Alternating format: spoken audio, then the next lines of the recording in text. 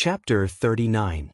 Barit looked into Gu Mingming's eyes, his resolute face filled with determination. I want to protect you.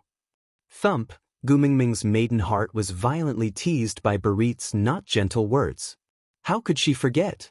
Mr. Holy had said before, if one avoided the deity's punishment, the beast deity's anger would affect the female of the punished. Even though she and Barit did not know anything other than each other's names, this fellow still insisted on seeing her as his partner and was willing to risk his life for her. The touching feeling was not because he was not afraid of anything, but because he was clearly afraid, but to protect you, he did not retreat. The corners of Gu Mingming's lips curled upwards unknowingly. Barit was indeed a tough guy. He was so handsome. While they were chatting, the rabbit meat had already been roasted until it was crispy on the outside and tender on the inside, with a golden brown surface. That alluring aroma made Gu Mingming, who was already famished, feel even more hungry.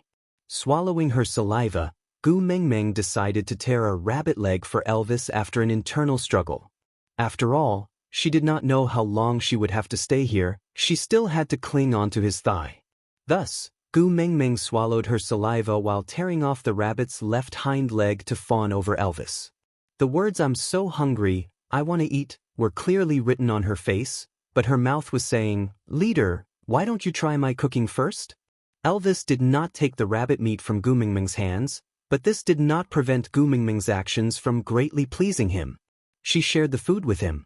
In her starving state, she shared the food that she cooked personally with him. Thus, Elvis unilaterally and generously forgave Gu Mingming for giving him the cold shoulder while chatting with Barit. He only smirked arrogantly, pushing the rabbit leg in Gu Mingming's hands back to her, saying arrogantly, "Females have the priority to enjoy all the food. This is the rule of the beast world. I am the leader of Saint Nazir. I will not snatch a female's food." Gu Mingming was famished long ago. Even though the rabbit leg did not have any seasoning, just the barbecued smell was enough to make her mouth water. Not to mention a rabbit leg, Gu Mingming felt that even if she was given a cow, she would eat it without batting an eyelid. But considering her plan of cozying up to him, Gu Mingming forcefully stopped the rabbit meat by the side of her mouth and confirmed again, "You really don't want to try it first? Then I'll eat it. After I finish, there might not be any left." "Eat." Elvis's smile was faint, with a hint of indulgence.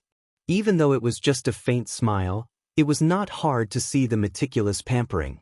Gu Mingming's patience had reached its limit. Even if Elvis came to snatch it from her again, she would not let him have it. He held the rabbit leg with both hands and chewed on it. Judging by modern standards, Gu Mingming's current table manners looked rather pathetic. But in the eyes of Elvis, Barit, Leah and the other males, she was extremely adorable. Chapter 40. The smell in the air just now was already fragrant and tempting enough. At this moment, they firmly believed that the processed food in Gu Mingming's hands must be incomparably delicious, more delicious than anything they could imagine. Just as Gu Mingming ate the second rabbit leg and burped in front of everyone, the male beasts below the platform of the deity's punishment were pushed aside to form a path. Those who were pushed to the sides were initially unhappy, but when they turned around and saw that it was a female from the tribe, they scratched their heads in embarrassment and moved away on their own accord. "Sandy, I'm sorry, Gu Mingming's food is too fragrant, so I didn't smell your scent." The males apologized as they moved to the sides. "Yeah, it's all right." Sandy smiled awkwardly. Although she was a female and the people in the tribe had always treated her well, compared to Nina, the first beauty, Sandy seemed to have gotten used to being ignored. "I also smelled the fragrance, so I came over to take a look." Ow ow, the food that Gu Mingming made smells really delicious. Moreover, Gu Mingming is not only beautiful, she's also gentle and kind. If you want to eat, just tell her, she won't reject you. Gu Mingming's tap water number 1 said. Yes, I saw her sharing the food with Elvis just now. She's even willing to share the food with the males, so it's not a problem for the females. Gu Mingming's tap water number 2 added. Sandy smiled shyly. She was just lured over by the magical fragrance, but when she was really in front of Gu Mingming, she was too embarrassed to ask Gu Mingming to share the food with her. After all, she had 6 males herself. If she begged others for food, her males would be laughed at. She did not want others to say that her males could not even feed their own females. Because of her, they had been bullied by Nina and her partners enough. Gu Mengmeng, who was on the platform, was already full. She was the typical big-eyed but small-bellied person. Just now, she thought she could eat a cow, but now, her stomach clearly told her that her understanding of herself was very incomplete. Gu Mengmeng, who was preparing to distribute the remaining rabbit meat to others, naturally heard the discussion below the platform of the deity's punishment. She looked towards the direction of the voice and saw Sandy. Sandy had short hair and looked refreshing and sunny. She had a quiet and gentle smile that was slightly bashful but not coy. Her skin was a healthy wheat-colored and slightly stocky. She was on the borderline between strong and fat. Although it did not conform to modern aesthetics, her chubby body looked cute. Although they were both females from Saint Nazaire, Sandy and Nina formed a stark contrast. Gu Mengmeng had a natural liking for such a soft and shy girl. After all, she had been surrounded by a group of males for 2 days. Other than that annoying Nina, Sandy was the first person of the same gender Gu Mengmeng had met. Who said that like repels? Damn it, how much Gu Mengmeng wanted to hold hands with Sandy to increase her liking. She wanted to show the world what it meant to regret not having met earlier and to feel like old friends at first sight. Gu Mengmeng patted her butt and stood up. She walked to the edge of the platform of the deity's punishment and bent her knees to sit. Her legs hung naturally on the edge of the platform of the deity's punishment. Gu Mengmeng, who was sitting like this, was about a head taller than Sandy. Against the light, she reached out a slender and fair hand towards Sandy. Her radiant smile was as warm as the sun. Many years later, when Sandy recalled that day, she would still smile gently and imitate Gu Mengmeng's tone. "Hello, I'm Gu Mengmeng." Aside from the topic. Chapter 41. Sandy was dazzled by Gu Mengmeng's radiant smile. She looked up at Gu Mengmeng in a daze, feeling an indescribable sense of excitement. She was so beautiful that Sandy could not think of a suitable adjective even after racking her brains. And such a beautiful female did not look down on her just because she was a half-orc. She even reached out her hand to her. Sandy timidly reached out her hand, but stopped right in front of Gu Mengmeng's fingertips. How could a half-orc like her touch such a beautiful female? Gu Mengmeng did not give Sandy any time to feel sorry for herself. She reached out her arm and held Sandy's chubby little hand firmly. "Yeah, it felt really good to pinch it. I made roasted rabbit, let's eat together." Gu Mengmeng looked at Sandy's obviously greedy yet shy look. It was as if she was looking at her younger sister from the neighborhood when she was young, and she felt extremely close to her. Sandy was originally attracted by the smell of the roasted rabbit. Now that Gu Mengmeng pulled her, there was no reason for her not to eat. But looking at the males standing behind her, Sandy blushed and said softly, "I will only taste a little." Gu Mengmeng was not such a petty person. She held onto Sandy's arm and bumped her lightly with her shoulder. She winked and said, "Don't worry and eat, there's more." Although Sandy was a half-orc, she was still a precious female. So, other than the 2 rabbit legs that Gu Mengmeng ate, the rest of the rabbit was left untouched. It was Sandy's first time on the platform of the deity's punishment. She was a little nervous, but in front of the temptation of delicious food and Gu Mengmeng's passion, this little bit of nervousness was not a cause for fear. She obediently learned from Gu Mengmeng and sat cross-legged beside her. Her watery eyes were clear and transparent. That little bit of greedy thoughts was written all over her face. Gu Mengmeng looked at her charmingly naive look, and her heart softened even more. She nimbly tore the remaining roasted rabbit into several small pieces. She picked the meaty parts and gave them to Sandy first. Then she fawned over the meaty parts to Elvis. Although Gu Mengmeng did not give him the food first this time, considering that Sandy was a female and that Gu Mengmeng had given him the food first before she ate, Elvis was still very satisfied. Although a rabbit was bigger than a modern rabbit, it was still a rabbit. How much meat could it have? Gu Mengmeng held the remaining bit of meat in her hand and looked at the 3 males who were staring at her helplessly. "Don't look at me with that look of anticipation." Gu Mengmeng's heart was breaking down. The amount of meat in his hands was definitely not enough for 3 people to share. However, Mr. Holy seemed to have a high status. It wouldn't be nice not to share it with him. Barit had suffered so much for her. Even though he was so afraid of fire, he still knelt on the ground without moving, afraid that the beast deity whom no one had ever seen would vent his anger on her. This friendship was there for all to see. If she did not give it to him, Gu Mengmeng would curse herself for being a scum. Looking at Colin, who had helped clean up the rabbit meat just now. Although they weren't very familiar with each other, at least he had done his part. Was it okay to not give him? Sigh, there was a lack of resources. Just when Gu Mengmeng was in a dilemma, a soft voice sounded from behind her. Although it was so soft that it could not be heard, in Gu Mengmeng's ears, it had solved her urgent problem.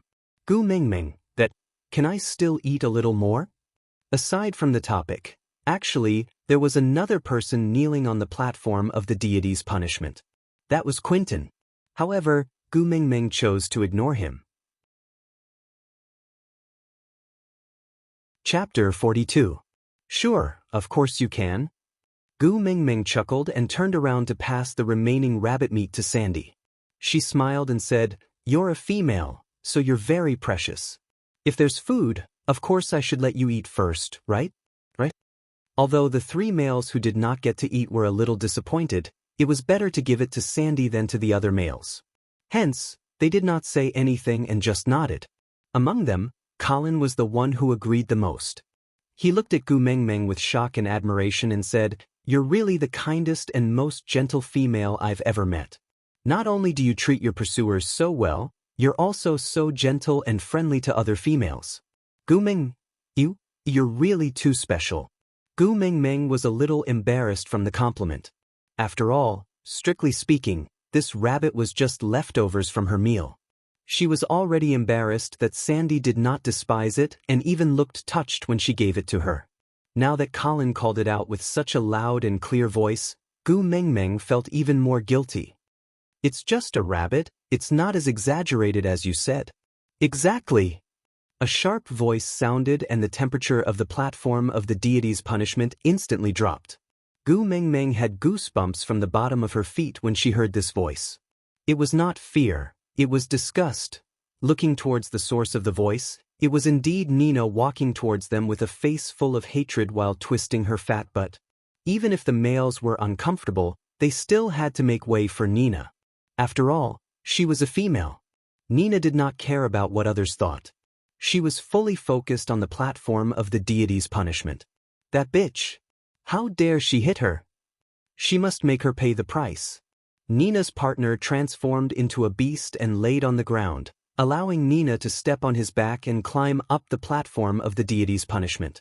Like a queen, Nina was supported by her other 2 partners on each side with her Doraemon-like hands. Her aura was really intimidating. Sandy was used to being bullied by Nina. Now that she saw her, her instinctive reaction was to hide behind her own males. But her males were all below the platform of the deity's punishment. They wanted to help her but were blocked by Nina's partners and could not come over at all. Sandy was anxious and afraid, and her eyes reddened involuntarily. "I say, Sandy, even though you are just a lowly half-orc, you are still a female of Saint Nazir. How dare you eat something of unknown origin? Those who don't know would think that your male is too useless, and those who don't know would think that your male is too useless, causing you to go around begging for food because you can't eat your fill." Nina's sharp and harsh voice came flying towards Gu Mengmeng. Although her original target was only Gu Mengmeng, seeing how harmonious Sandy and Gu Mengmeng were, she was infuriated. Those who were close to Gu Mengmeng were her enemies. With this thought in mind, Nina's words became even harsher. She crossed her arms in front of her chest and looked at Sandy with disdain. "Aya, could it be that your males really can't satisfy you and made you starve? If that's the case, you can tell me.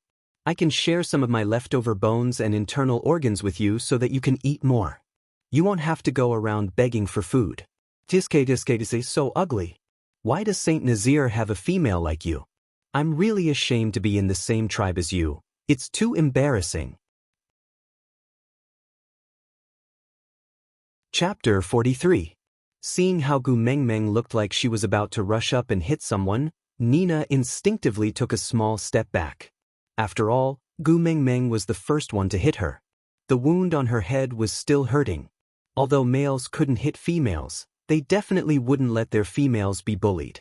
Therefore, the two males who were supporting Nina automatically took a step forward and shielded Nina behind them like a pair of door gods. Gu Mengmeng clenched her teeth in anger, pointing at the noses of the two males and scolded, "Females. Females fight, males get lost." Yes, there was an unwritten rule in the beast world that males could not interfere in the fights between females. But in general, females in the beast world rarely had any conflicts. They would usually send their males to fight with the males of the other party to settle their problems. Gu Mengmeng's action of fighting personally had never been seen before. Gu Mengmeng saw that the pair of door gods did not budge and had no intention to move aside, which made her even angrier. She rolled up her sleeves and said fiercely, "What's wrong? Are you guys going to attack me too? Yesterday, you asked Quentin to kill me but he did not succeed. Today, you two are planning to be substitutes and kill me in front of everyone in St. Nazaire, right? Come on. Do you think I'm afraid of you?" Nina's two males looked at Quentin, who was kneeling at the side, and signaled them with his eyes. They raised their hands and wanted to tell Gu Mengmeng, "If you want to hit someone, hit me, don't hit Nina." But before she could say anything, just as her hand moved, the aggressive Gu Mengmeng fell to the ground with a thud. This time, Gu Mengmeng put in a lot of effort. She fell down with a solid thud and her butt almost broke into 8 pieces. Her big, watery eyes shone with tears as she looked up at Elvis pitifully. She looked like a female lead in a Chiang-Yao drama who was wronged but still stubborn. She said with a trembling voice that was on the verge of tears, "Leader, save me." The pair of door gods looked at each other in astonishment. Did they touch her just now? No, right, didn't they? Then why did she fall down? Could it be that she was too weak to stand up to the wind and was blown away by the wind they raised with their hands? These people who lived in the ancient times naturally did not know that Gu Mengmeng's play was called Pensi Air when she was about to give birth. Yeah, the Oscars owed Gu Mengmeng 10086 Oscars. Males in the beast world had extremely good eyesight and Elvis was so close to them. Moreover, from the moment Nina appeared, he had been on guard, afraid that Gu Mengmeng would be at a disadvantage. So he could clearly see that Nina and the other two males definitely did not touch Gu Mengmeng. However, was that important? Gu Mengmeng had already fallen. Did it matter if they were the ones who pushed her? Like a gust of wind, Elvis flashed in front of Nina's pair of door gods. Gu Mengmeng did not blink, but she could not see Elvis's movements clearly. By the time she could see clearly, Nina's partners had already been lifted off the ground by Elvis, who was holding their necks. Then, with a loud bang, a cloud of dust rose under the platform of the deity's punishment. The pair of door gods were thrown down by Elvis. The males who were watching the commotion below the stage were already very contemptuous of Quentin's behavior. Now that Nina's other two partners actually dared to lay their hands on young females in front of everyone, this was simply inhumane. Damn, orcs were also humans. How shameless could they be? Chapter 44. Gu Mengmeng climbed up from the ground with a roll and stood half a step behind Elvis like a vile person intoxicated by success.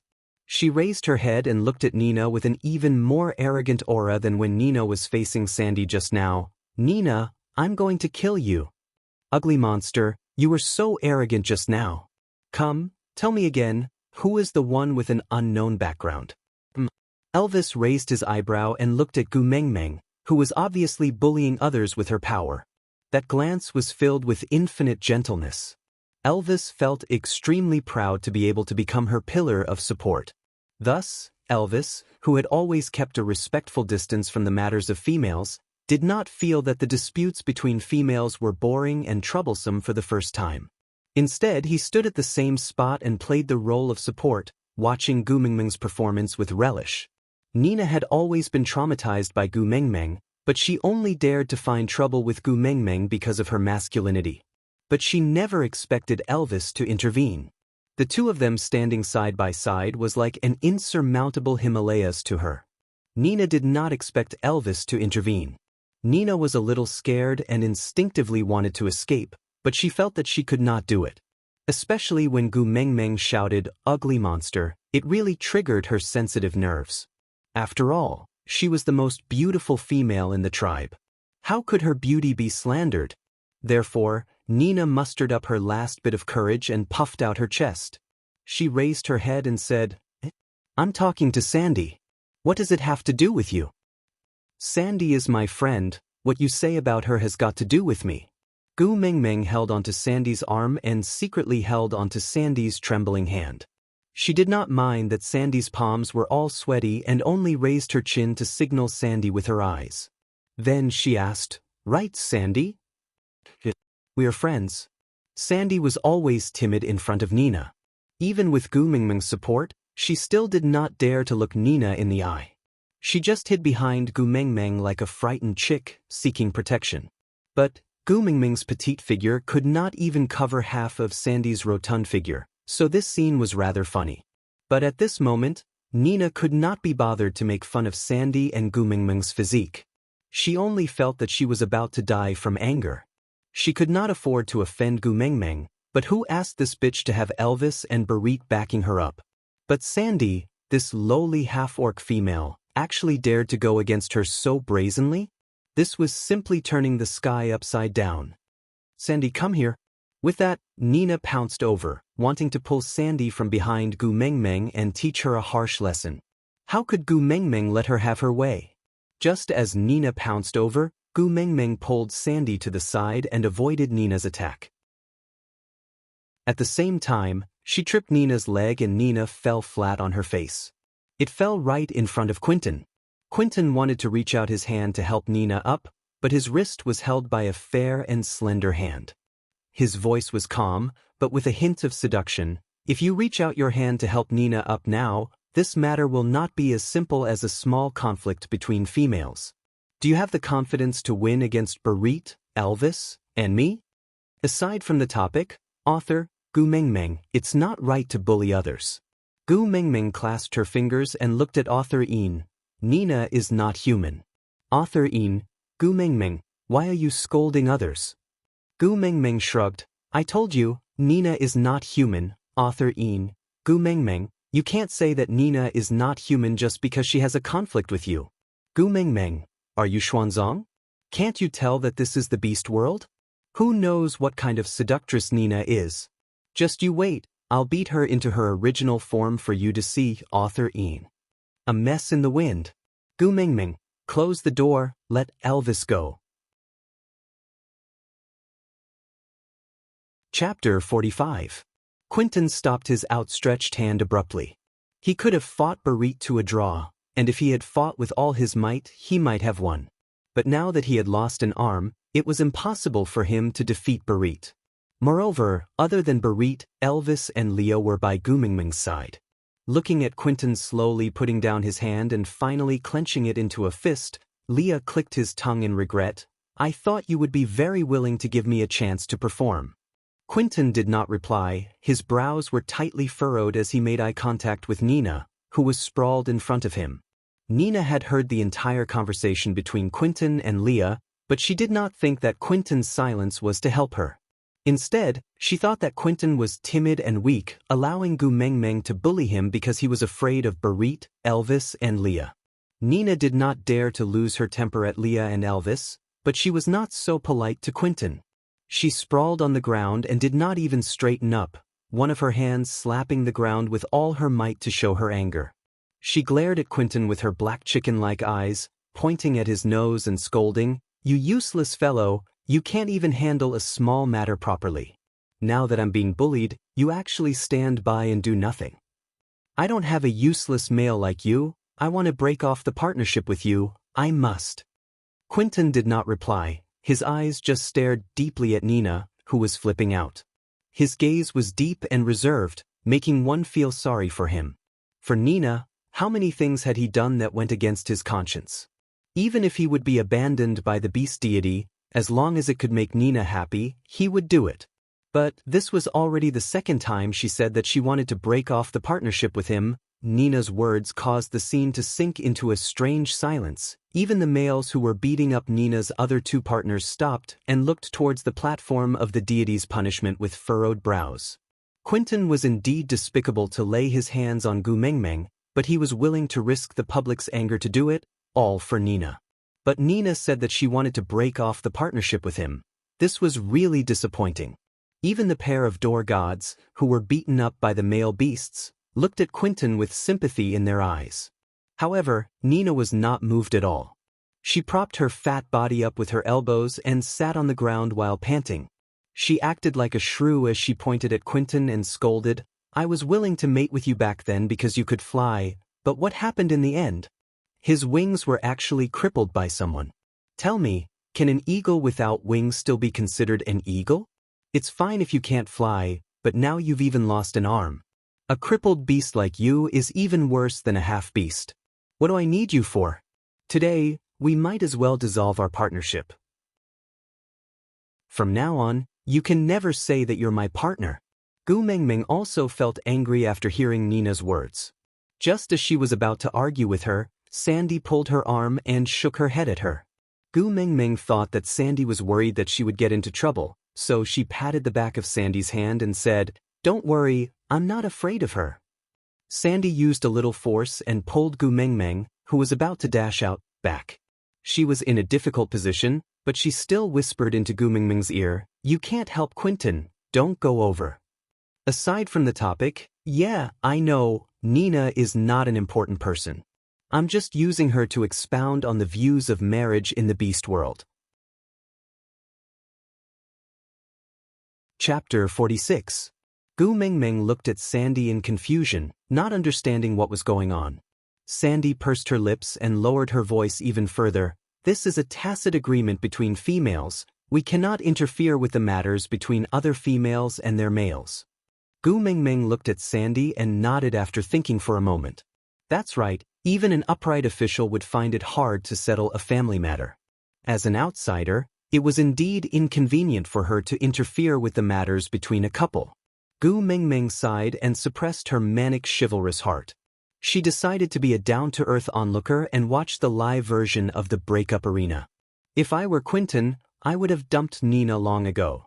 Gu Mengmeng twitched her mouth in disdain and tilted her head slightly to tell Sandy. Gu Mengmeng's voice was very low, but it was still heard by everyone. Her words were even more unacceptable than Nina saying that she wanted to break off her partnership with Quentin. This was simply a universally shocking concept. Sandy was also quite shocked. She looked at Gu Mengmeng with her big, adorable eyes and only spoke after a long time. Males can only mate once in their lives. Once they break off their partnership with their partners, they will receive the punishment of the fury of the beast deity. Even if the stronger ones can survive, they will become stray beasts and never feel happiness or warmth again. They can only live like the Walking Dead. Moreover, they will be chased and killed by all the orcs. That kind of life is very miserable. F***CK? Gu Mengmeng's eyes widened even more than Sandy's. That was too inhumane. Not allowing a divorce when the relationship between husband and wife was broken? Why did a divorce sound like it was destroying the entire Milky Way galaxy and they were chased and killed by everyone? What did my divorce have to do with you? Facing Gu Mengmeng's astonishment, Sandy clearly did not understand. This was common sense. Why did Gu Mengmeng not seem to know about it? Gu Mengmeng looked at Sandy's expression and roughly knew that she had overreacted.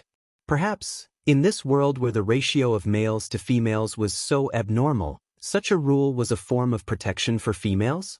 Otherwise, with the willful and suicidal nature of females in the beast world, males would probably have strangled numerous females like Nina to death. Although Nina was despicable, but if the females were all strangled to death, then the beast world would not be able to continue reproducing. Gu Mengmeng understood this point and the expression on her face softened a little.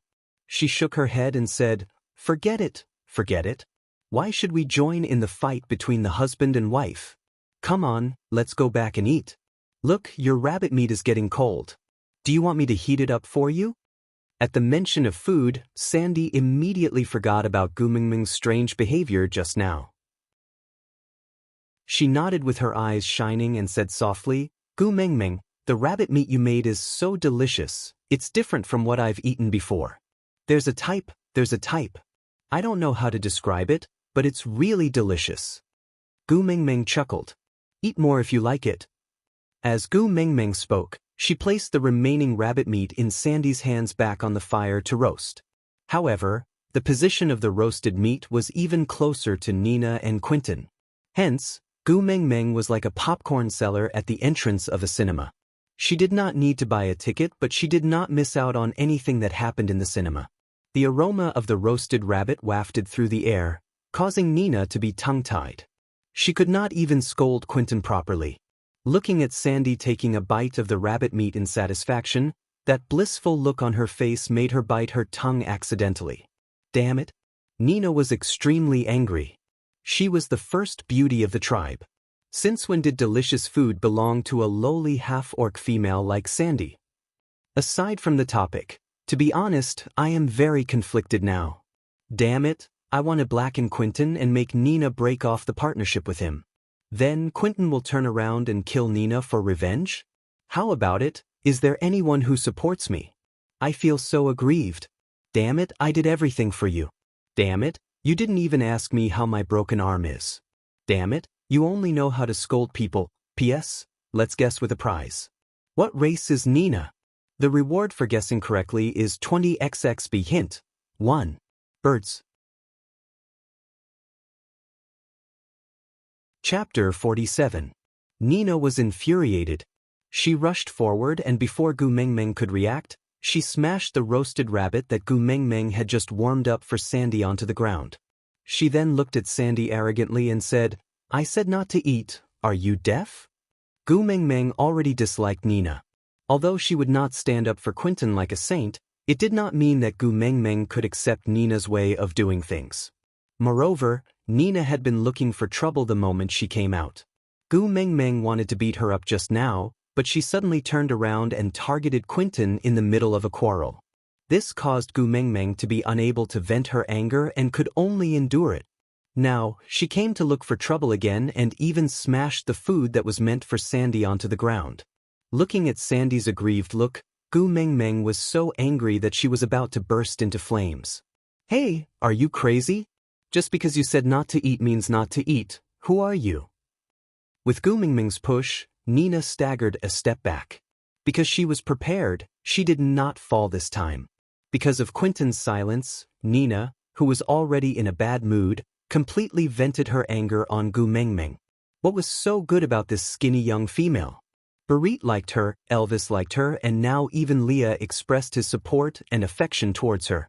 How hateful! All these outstanding males should have belonged to her, the first beauty of the tribe. So, Nina copied Gu Mingming's actions and pushed back, not to be outdone. Gu Mingming's body was petite and slender. Naturally, Nina, who was bloated and lacked training, could not be compared to her. She just lowered her body slightly and dodged Nina's attack easily. She then swung her fist and hit Nina's fat stomach. Damn it, Gu Mingming's fist was completely buried in Nina's overturned stomach.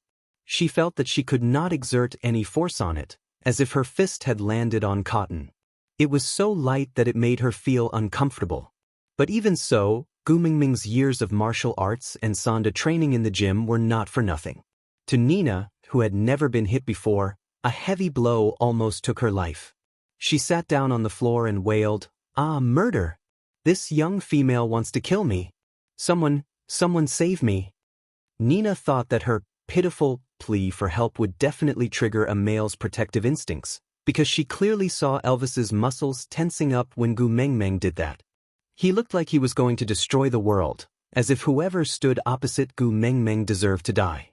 So, Nina learned from Gu Mingming and added some of her own acting skills, forcefully portraying what it meant to be a pitiful wailing like a pig being slaughtered. However, her appearance was not completely useless. At the very least, her male felt his heart ache. Unfortunately, Quentin, who was kneeling on the platform of the deity's punishment, didn't dare to move. The two who dared to move below the platform were beaten to the point that they couldn't get up. Gu Mingming was already furious and felt even more annoyed after hearing her wailing and howling. She simply flipped over and rode on Nina's body. She swung her arms and slapped Nina more than 10 times, scolding as she slapped, "I'll let you howl. I'll make you howl. Howl. Howl again." Gu Mingming only stopped after slapping Nina's face till it was swollen. Nina had never seen such a scene before and she was completely dumbfounded from the slaps. Looking at Gu Mingming riding on her, she did not even have the courage to push her. Seeing that Nina was completely obedient, Gu Mingming then dusted her hands and stood up. She looked down at Nina and said, "Remember, I'm Gu Mingming. Sandy is my friend. If you dare to bully her again, I'll beat you up every time I see you."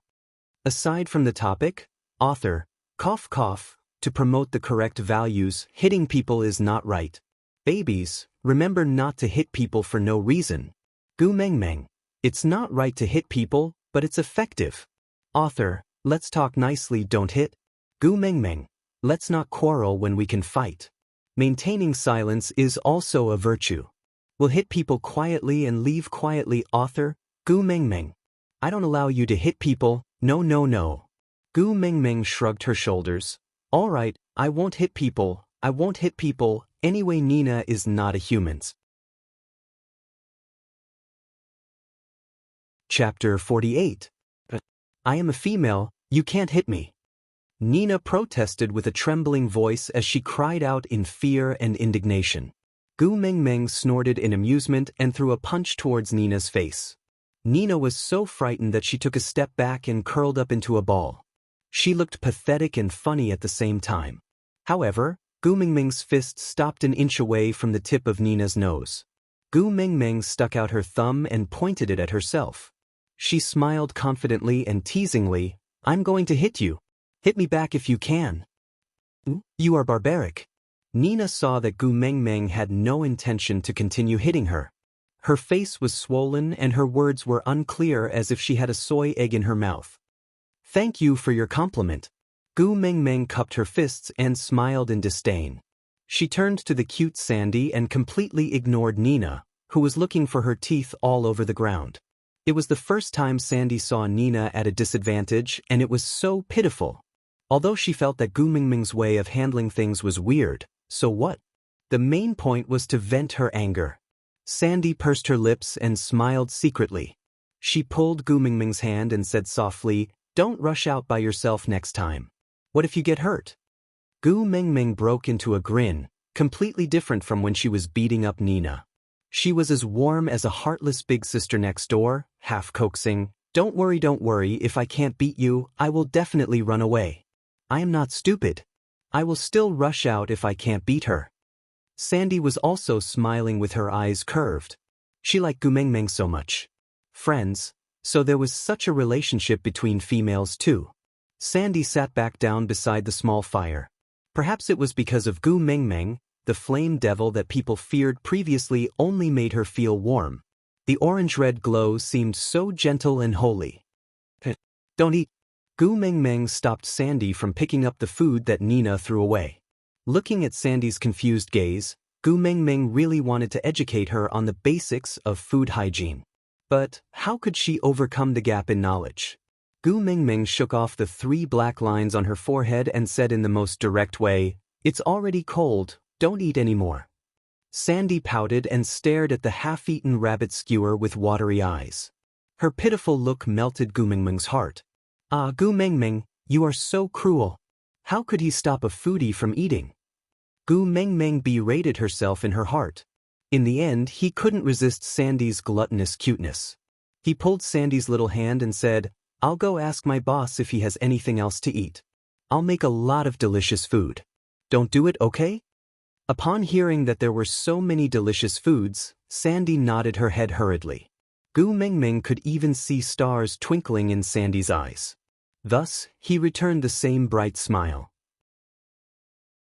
She really liked Sandy more and more. The platform of the deity's punishment was about 5 to 6 square meters in size, so Elvis could hear the entire conversation between Gu Mingming and Sandy. Thus, When he saw Gu Mingming's gaze slowly turning around with a slightly pleading expression, he felt as if his heart had suffered a heavy blow. So, a critical hit with a warning was even more lethal. Here. Elvis handed over the portion of roasted rabbit that Gu Mengmeng had given him just now to Gu Mengmeng without any hesitation. That was originally what he wanted to keep. So, he resisted the urge of his taste buds and did not even bear to take a bite. But no matter how delicious the food was, how could it not be compared to Gu Mingming's every frown and smile? Even if it was what she wanted, even if he had to snatch it by force, even if he had to go through water and tread on fire, he would never let her suffer even the slightest bit. Aside from the topic, Gu Mengming, Sandy is so cute, so soft and cute that it's easy to push her down. Chapter 49. Gu Mengmeng looked at the already cold roasted rabbit that Elvis passed to her and asked pitifully, "Leader, don't you like the food I made?" Elvis's expression froze and he shook his head with a frown. How could he not like it? He loved it so much that he wanted to swallow it whole. Only heaven knew how much he cherished it, unwilling to part with it, and that was why he endured this desire, leaving this piece of rabbit meat behind. Then why didn't you eat? Gu Mengmeng pouted and looked at Elvis pitifully. Being stared at by Gu Mengmeng's big eyes, Elvis could only stretch out his slender fingers and carelessly play with Gu Mengmeng's hair. Looking at her furry little head, he felt an inexplicable sense of satisfaction. "It's for you, I'm afraid you'll be hungry again." Elvis did not even know how gentle and sweet his voice was at that moment. Gu Mengmeng sighed silently. It was really hard to survive in the beast world. Even a demon-like leader had learned how to kill by touching his head. What if she couldn't control herself? F***ck, what was the difference between this and teasing the husky in the neighborhood? Gu Mengmeng shook her head silently in her heart, telling herself over and over again, "I am a good youth of socialism, my 3 views are upright." Love between humans and beasts can be seen in cartoons, but a real-life version, anyway, she could not act it herself. Elvis did not know what Gu Mengmeng was thinking about. He only saw her shaking her head and thought that she did not believe him. He was a little anxious but did not know what to do. In a moment of desperation, he stuffed the entire roasted rabbit into his mouth, using his actions to prove that he did not despise Gu Mengmeng's culinary skills. Gu Mengmeng was puzzled by Elvis's sudden way of eating as if he wanted to choke himself to death. Was everyone in the beast world like this? Committing suicide at the slightest disagreement? Choking to death was also a very unique choice. While Gu Mengmeng was in a daze, Elvis had already swallowed the entire roasted rabbit. That smell, it was as if he had opened the door to a new world. It turned out that meat could be eaten like this. The excitement in Elvis's heart was indescribable. He held on to Gu Mengmeng's petite shoulders tightly and brought her into his arms. He said in the most affectionate tone, "So delicious." F***ck me. Gu Mengmeng almost bit her own tongue. To be able to hear someone say, "delicious," in a way that was even more touching than, "I love you," in her entire life, it could be said that she had learned something new. "Oh, boss, if you like it, I'll cook for you often in the future." Gu Mengmeng suppressed her slightly restless heart and kept repeating in her heart, "Elvis is a husky, Elvis is a husky, yes, Elvis was a husky." Thinking about it this way, hugging and touching her was nothing much, no. Elvis rested his chin lightly on Gu Mengmeng's furry little head and fiddled with her hair in a seemingly nonchalant manner. In actual fact, he was extremely excited as he said, "I will cook for you in the future. After all, I'm the boss and I have to protect you." Gu Mengmeng's eyes sparkled and she gave Elvis 2 thumbs up. She said with utmost sincerity, "You're really one of a kind in this world, unprecedented in history, the best leader in all of eternity." Elvis could not understand much of this string of praises. But Gu Mengmeng's worshipping expression had thoroughly pleased Elvis. The corners of his lips curled upwards, forming a proud arc. Elvis looked at the fire pile that Barit was carefully taking care of and revealed a wild and determined smile. How could he lose to Gu Mengmeng's other pursuers? In any aspect, it was absolutely impossible. Aside from the topic, Elvis, so in your heart, I'm just a substitute. Gu Mengmeng shook her head with her eyes wide open. Elvis, you don't have to lie to me, I already know.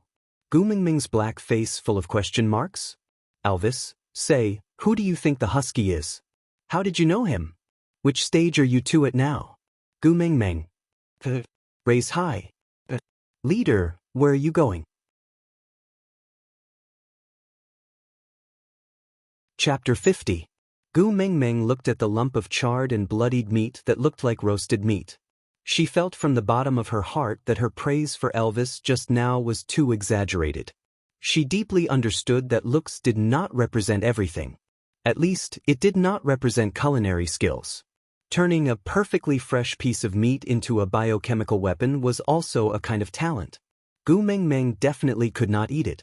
But if she said she did not want to eat it, she could not resist Elvis's pair of expectant eyes. Gu Mengmeng struggled for a while and decided to put up with her stomach to please Elvis. After all, leader was the truth and looks were justice. Gu Mengmeng bit down on Elvis's masterpiece with the determination to die for justice. There was a charcoal taste in her mouth, and when she chewed, there was a loud crunching sound. Gu Mengmeng's sense of taste had already activated its self-protection mechanism, and she could not taste anything. Yes, her tongue was numb. The only thing she was worried about now was whether her little white teeth could withstand the test of this roasted meat that was comparable to a small rock. Her stomach rolled, followed by a twitching pain. Drops of sweat appeared on Gu Mengmeng's forehead, making the smile she was trying her best to maintain look especially heart-wrenching. Males were naturally sensitive, and Elvis already knew that he might have messed up the moment Gu Mengmeng saw that piece of roasted meat. However, he was still holding on to the hope that it might not look good and that the taste was not bad. After all, he used a lot of courage and love to roast it. But Gu Mengmeng only took one bite and her forehead was already full of sweat. Elvis could not help but recall what Gu Mengmeng said when she asked him to find a piece of wood, or else I will die. It seemed like the beast deity world had a unique way of cooking food. If the messenger of the beast deity ate the wrong food, she would really die. Thinking of this, Elvis's heart tightened. He went forward and smacked the roasted meat in Gu Mengmeng's hand, saying with a black face, "Don't eat it." Leader. Gu Mengmeng was a little worried. Actually, Elvis was really nice to her, but she was still afraid of him, especially when he showed clear signs of anger. She was especially afraid of him. Perhaps, this was because she had seen Elvis's original form. Humans had a natural fear towards wild beasts, especially ferocious ones like wolves, tigers, and leopards. Try mine. A tree branch with barbecued meat was extended in front of Gu Mengmeng. Gu Mengmeng looked up along the branch and saw Mr. Holy radiating a godlike radiance, smiling and coming to save her. Beauty, thank you. Gu Mengmeng still did not know Mr. Holy's name, but he could always jump out at crucial moments to give her a sense of security. It was the same last night when Quentin wanted to kill her, and it was the same now when she was afraid because of Elvis's anger. Gu Mengmeng did not know why, but the words he said last night rang in her ears. "Don't be afraid, I'm here." Mr. Holy responded with a faint smile and said, "If beauty is a title, can you add my name after the title?" Gu Mengmeng nodded, then shook her head. She lowered her head in guilt and said, "You saved my life, but I don't know your name." "I'm sorry, Leah." Mr. Holy's voice was as gentle as the choir in the church. It naturally made people feel blessed. "Promise me that you will remember my name and never forget it, all right? Beauty, Leah." Gu Mengmeng smiled brightly, her eyes curved into crescent moons, clearly reflecting Lee's shadow.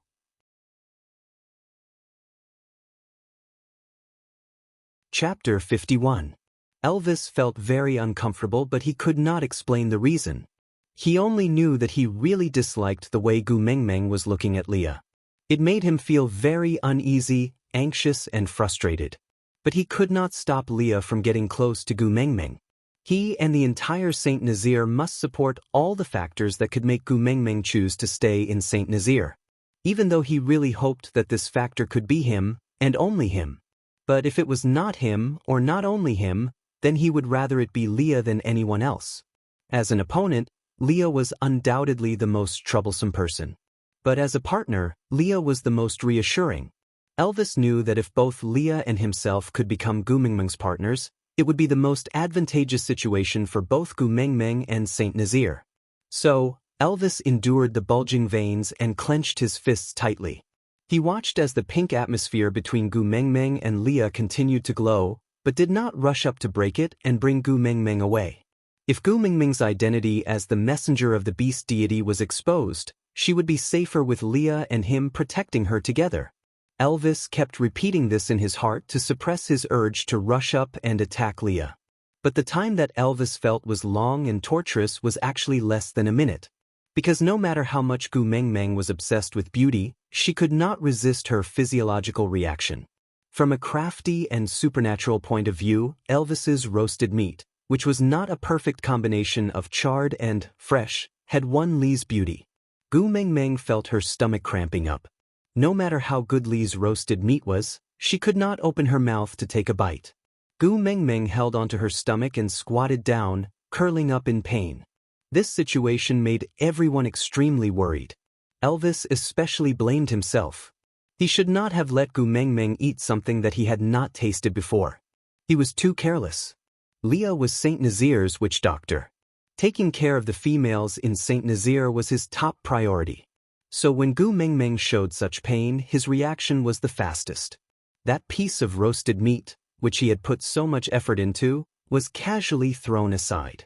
Leah took a step forward and carried Gu Mingming in his arms, using the posture of carrying a baby to let her relax as much as possible. His slender and fair fingers caressed Gu Mingming's forehead gently. Leah said with concern, "Don't be afraid, tell me where you are feeling unwell. I can cure you." To be honest, Gu Mingming felt a little embarrassed being hugged like this. However, the joy in his heart was indescribable. Which girl doesn't want to be cherished? A handsome, gentle, capable and attentive male god like Leah would hug you gently, as if he was holding the most precious treasure in the world. His pair of eyes that could turn the world upside down would only focus on you, as if he had poured all his tenderness into you. His slightly furrowed brows betrayed his worry. When he gently touched her forehead, it was as if there was an electric current flowing from his fingertips straight to her heart. But Gu Mingming could not open her mouth to speak. To her now, Elvis's dark cuisine was nothing at all, because the pain from her lower abdomen was so familiar. Damn it, there was a warm current that seemed to be controlling her prehistoric energy.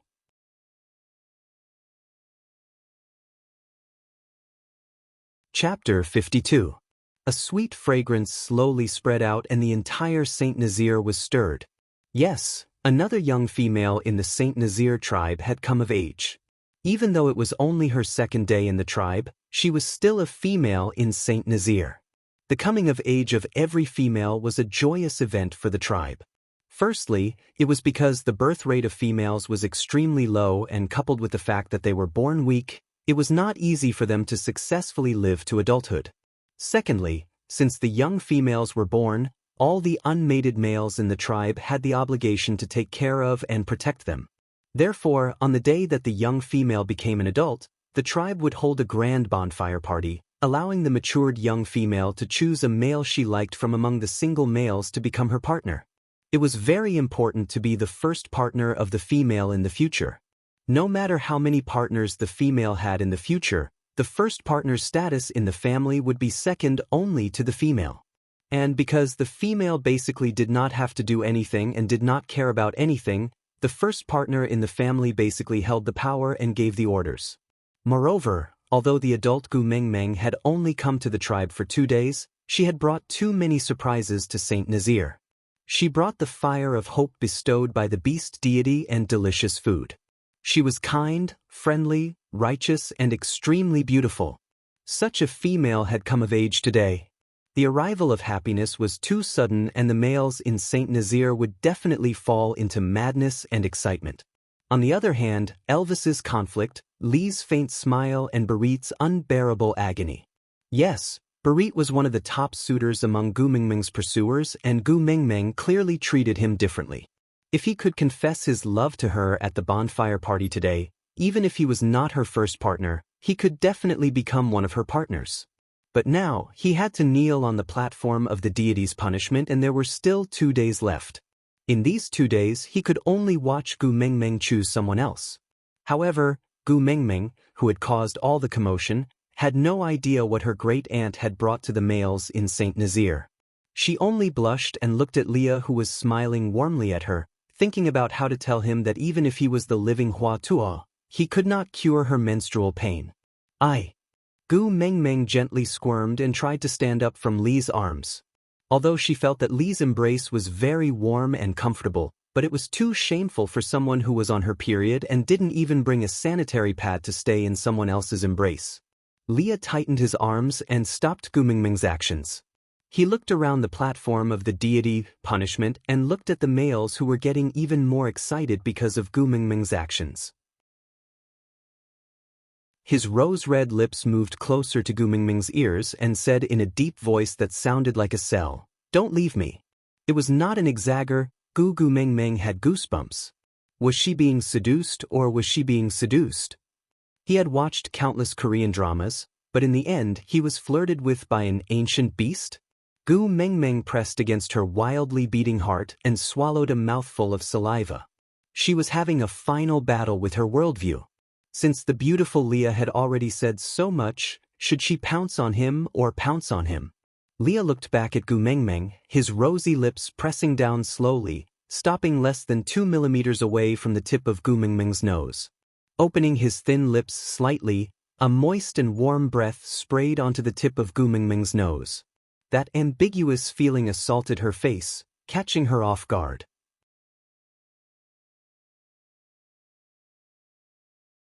Chapter 53. Howl, howl. Gu Mengmeng could even hear the wolf howling in her heart. Control, she must control herself. Gu Mengmeng suppressed her heart that was beating erratically, pursed her lips and said, "I'm fine, let go of me." Leah hooked Gu Mengmeng's chin with his slender fingers, as if he was deliberating over something, but did not say anything. He just led her to turn her face to the side, shifting her gaze away from his face and glanced at the beasts with green eyes under the platform of the deity's punishment. Then he hooked her chin back and asked with a faint smile, "Sandy might not be able to protect you." Gu Mengmeng felt thousands of beasts galloping through her heart. What was going on? Did the werewolves transform collectively on the night of the full moon? The bunch of good-looking guys just now, why were they all like beasts staring at a food cart in a zoo? And unfortunately, Gu Mengmeng herself was equivalent to a food cart. Gu Mengmeng was shocked and instinctively wrapped her arms around Li's neck, trying her best to burrow deeper into Li's arms. She couldn't care less about her period anymore. Her life was more important. Gu Mengmeng's actions made the fragrant blood smell spread even thicker. Leah, who was hugging her, was not spared from being affected. His heart was beating, once, twice, strongly and forcefully.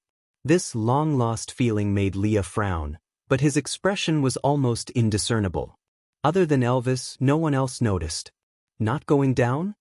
Leah shifted his attention to Gu Mengmeng, making himself look normal so that no one would notice his abnormality. Gu Mengmeng shook her head like a rattle drum. Go down, what kind of joke was this?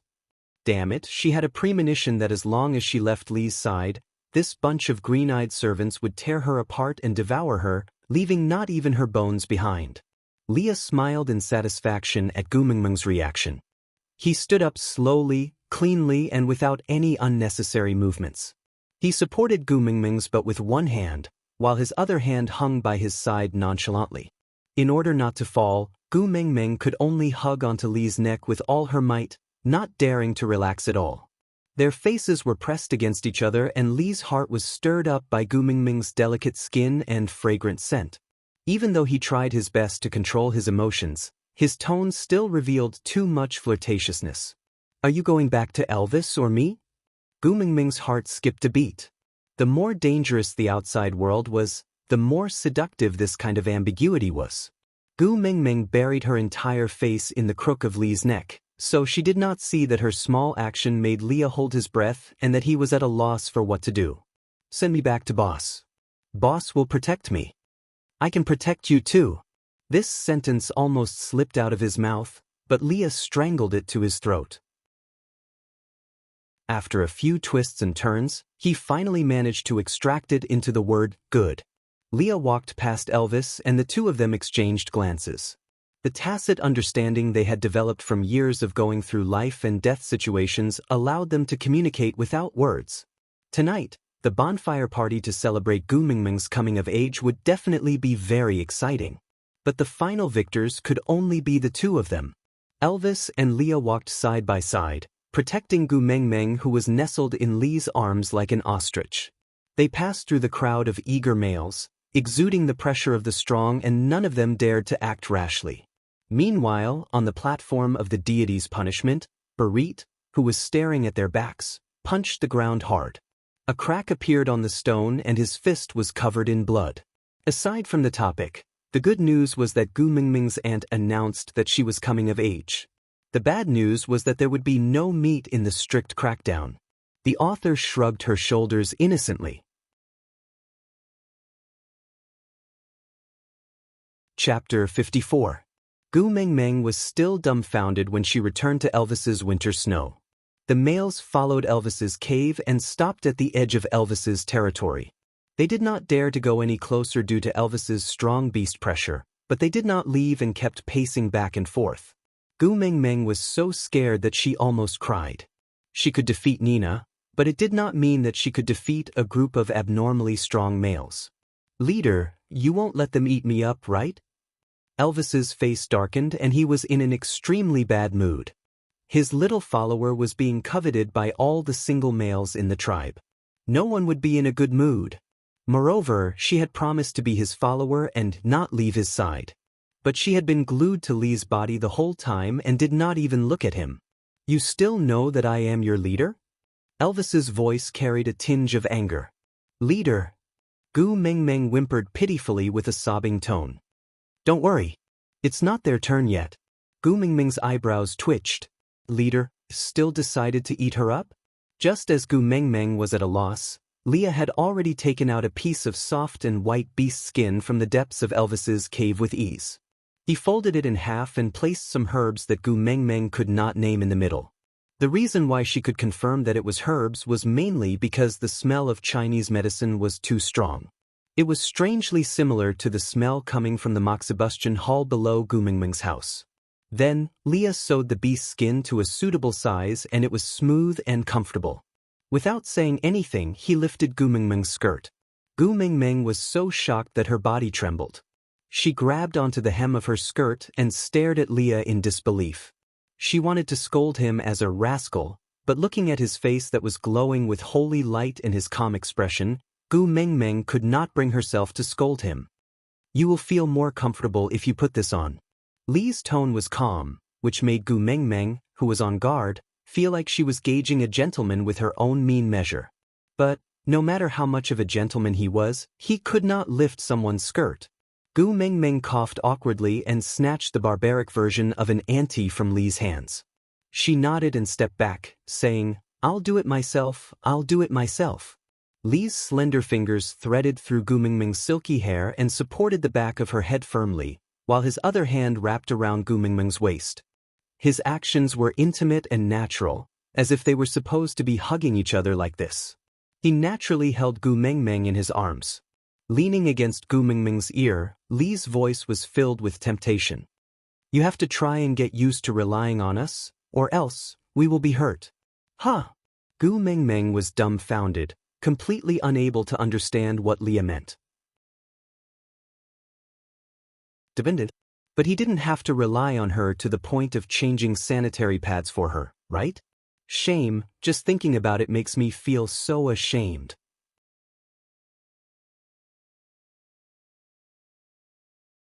Chapter 55. Belong to me? Gu Mingming's eyes were glazed over, losing some of their clarity. They looked like they were in a state of chaos and confusion. The corners of her lips curled up slightly, but that smile was not her usual unbridled and pretentious smile, but a little infatuated. "Yes, belong to you." Lee's voice was still calm. The corners of his lips curled up slightly, carrying the confidence of controlling everything. He was like a deity, looking down on all living things. Elvis secretly released his beast pressure, interrupting the intimate interaction between Leah and Gu Mengmeng. Leah glanced sideways, looking at Elvis with a puzzled gaze.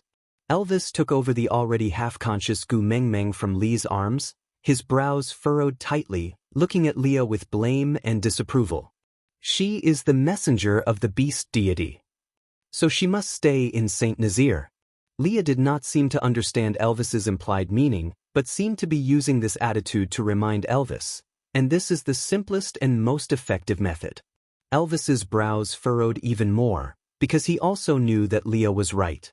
As the tribe leader, he should consider for Saint Nazir, and using the fox's seductive fragrance to keep the messenger of the beast deity was also one of the plans he had approved.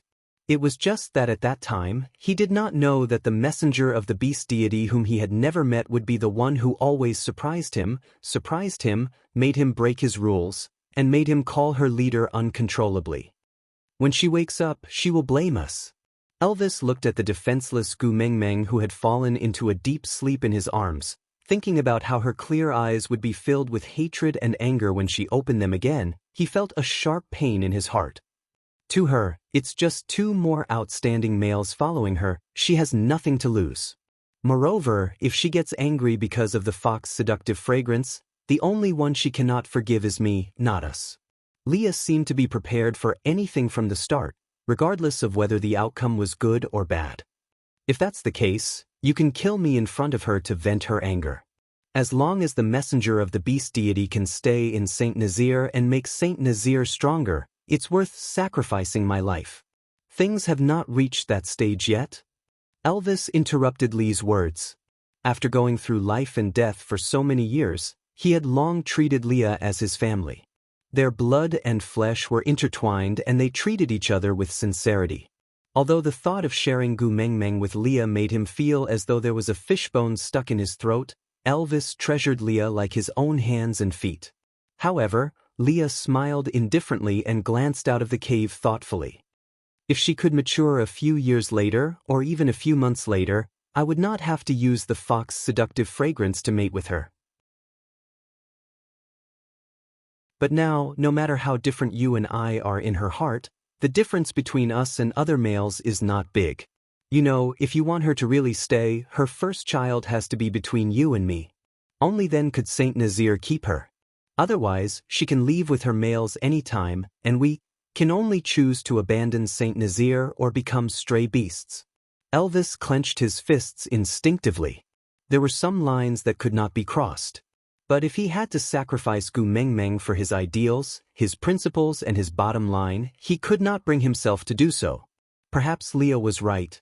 Even if they took advantage of the time when Gu Mengmeng was bewitched by the fox's seductive fragrance to mate with her, Gu Mengmeng would not suffer any loss. Even if she did not like them because of the fox's seductive fragrance, she could easily find other partners and leave him and Leah alone. She could even break off their partnership in the blink of an eye.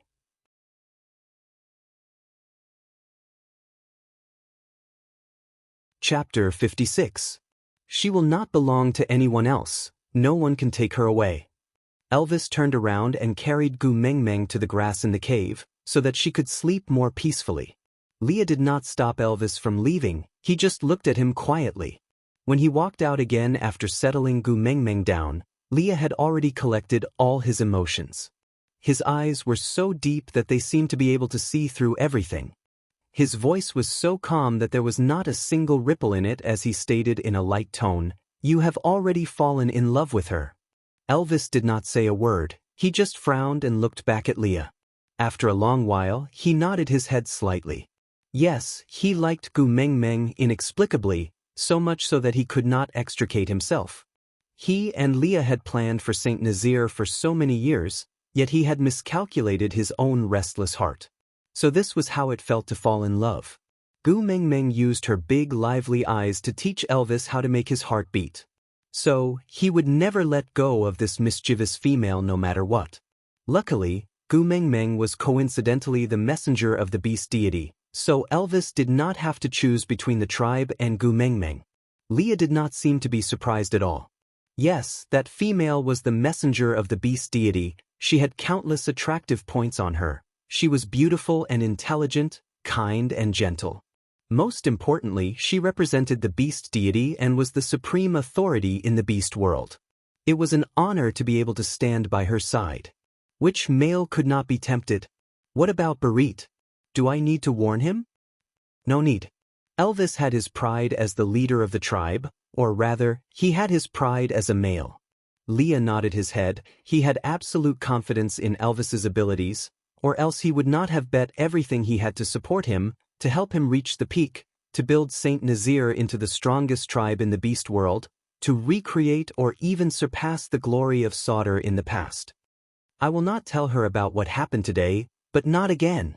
But don't do it again. Elvis warned Leah seriously. His tolerance towards Gu Mengmeng was zero. Leah raised his head and his gaze drifted to somewhere outside the cave. Without a clear focus, his gaze seemed a little hollow and even his voice sounded ethereal, as though it was near yet far away. It would be best if she could stay in Saint Nazir according to her own wishes. But what if she didn't think so? If one day she falls in love with another male? She's mine, Elvis interrupted Leah. His meaning was clear. No matter how many partners Gu Mengmeng had in the future, his position as the first partner would not change. I'm glad you're so confident. Leah smiled and shrugged. After taking a deep breath, he turned around and walked towards the entrance of the cave, leaving Elvis with a proud and aloof back view and a faint sentence. I'm going to prepare for the night campfire party and send those males away at the same time. Elvis did not stop Leah from leaving and only sighed softly. Yes, he also hoped that he could continue to be this confident. Not long after Leah left, Gu Mengmeng slowly woke up. She did not feel much strangeness and only felt as if she was drunk. She remembered being in Lee's arms and how she wanted to pounce on Leah and Elvis with lust in her heart. But she did not know that she was like that because Lee's fox's seductive fragrance had magnified the little greed in her heart. She only thought that she was too daring for lust and wanted to pounce on Leah, but how could she dare to think about Leader? Was she not afraid that Leader would swallow her whole if he was unhappy? Aside from the topic, today she clenched her teeth and bought a new computer.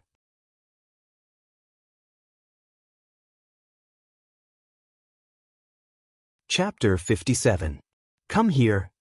Elvis waved at Gu Mengmeng and said, I know you're awake. Gu Mengmeng, who wanted to continue pretending to be asleep, opened her eyes helplessly and flipped herself up from the grass. She smiled awkwardly but politely and said, Leader. Who will you choose tonight? Elvis's silhouette was hidden in the shadows and Gu Mengmeng could not see his face clearly even though they were very close. What? Gu Mengmeng's little heart froze because of Elvis's words. Who would she choose tonight? Was it the same as the Emperor flipping the cards? Gu Mengmeng's mind automatically replayed Lee's ambiguous actions and seductive words and her little face could not help but burn up. Damn it, Leah looked like an otherworldly flower. Why was he so good at flirting? And he even led my leader astray. Give me back my cold and abstinent leader. Who is this introverted slut? I must have a fake leader. Gu Mengmeng was busy cursing in her heart and could not care about her facial expression. Hence, there was no longer any politeness on her little face and only awkwardness was left. Elvis reached out and pulled Gu Mengmeng into his arms. He rested his chin on the top of her head so that she would not see through his expectations. He knew that Gu Mengmeng was a little afraid of him but he did not know why. He hoped that Gu Mengmeng would look at him with an obviously infatuated gaze like how she looked at Leah. But other than the first time they met, she had never looked at him like that again. Who will you choose as your first partner at tonight's night campfire party? Elvis tried his best to sound calm, but he himself did not know how much trepidation he was feeling when he asked this question. He was anticipating her answer but was afraid of hearing someone other than his name. Sorry, Gu Mengmeng had to disappoint Elvis's expectations. Because at that moment, it was as if a nuclear bomb had been thrown into her brain. What first partner? Leader, have you forgotten that I'm still a young female? An underage one. Gu Mengmeng instinctively crossed her arms in front of her chest and looked at Elvis who was smiling bitterly with a guarded expression. She thought to herself, although this is the beast world, as a beast, there must be ethics and 3 principles, right? To lay hands on an underage female, That's enough to anger both man and God. Isn't that incomparably high and mighty beast deity of theirs going to come out and do something about it? You're an adult today. Elvis rubbed his chin against the top of Gu Mingming's head, his eyes filled with a gentle smile. You're in heat today. What? Gu Mingming could not hold it in any longer and blurted out, I am a pure and innocent young lady, why would I be in a relationship? Elvis tilted his head and looked at the furious Gu Mingming with a doting smile. The scent emitted from Gu Mingming's body did not seem to be covered by the medicine Leah had prepared. Instead, it had a vague feeling of wanting to say something, making it even more irresistible. This sweet and fragrant scent was like a pair of invisible hands that tickled Elvis's sensitive nerves. There was a voice that kept whispering beside his ears. You're female, she has matured. Gu Mingming had goosebumps from Elvis's laughter. She cleared her throat and lowered her head timidly, saying, Leader, I am not scolding you. I just want to express my shock. I'm really a young female, it's impossible for me to be in heat. You have to believe me, really.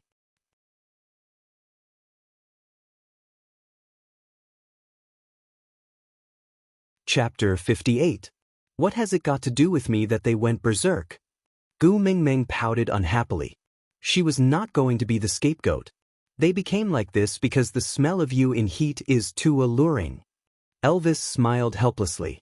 If he could, he really wanted to hide Gu Mingming away so that no one could covet her. But she was the messenger of the beast deity. I already said that I'm a young female, I won't go into heat. Before Gu Mingming finished her sentence, she suddenly thought of something. Her face was burning hot as if it was on fire. She swallowed her saliva and asked, Leader, do you guys call menstruation as heat? Menstruation?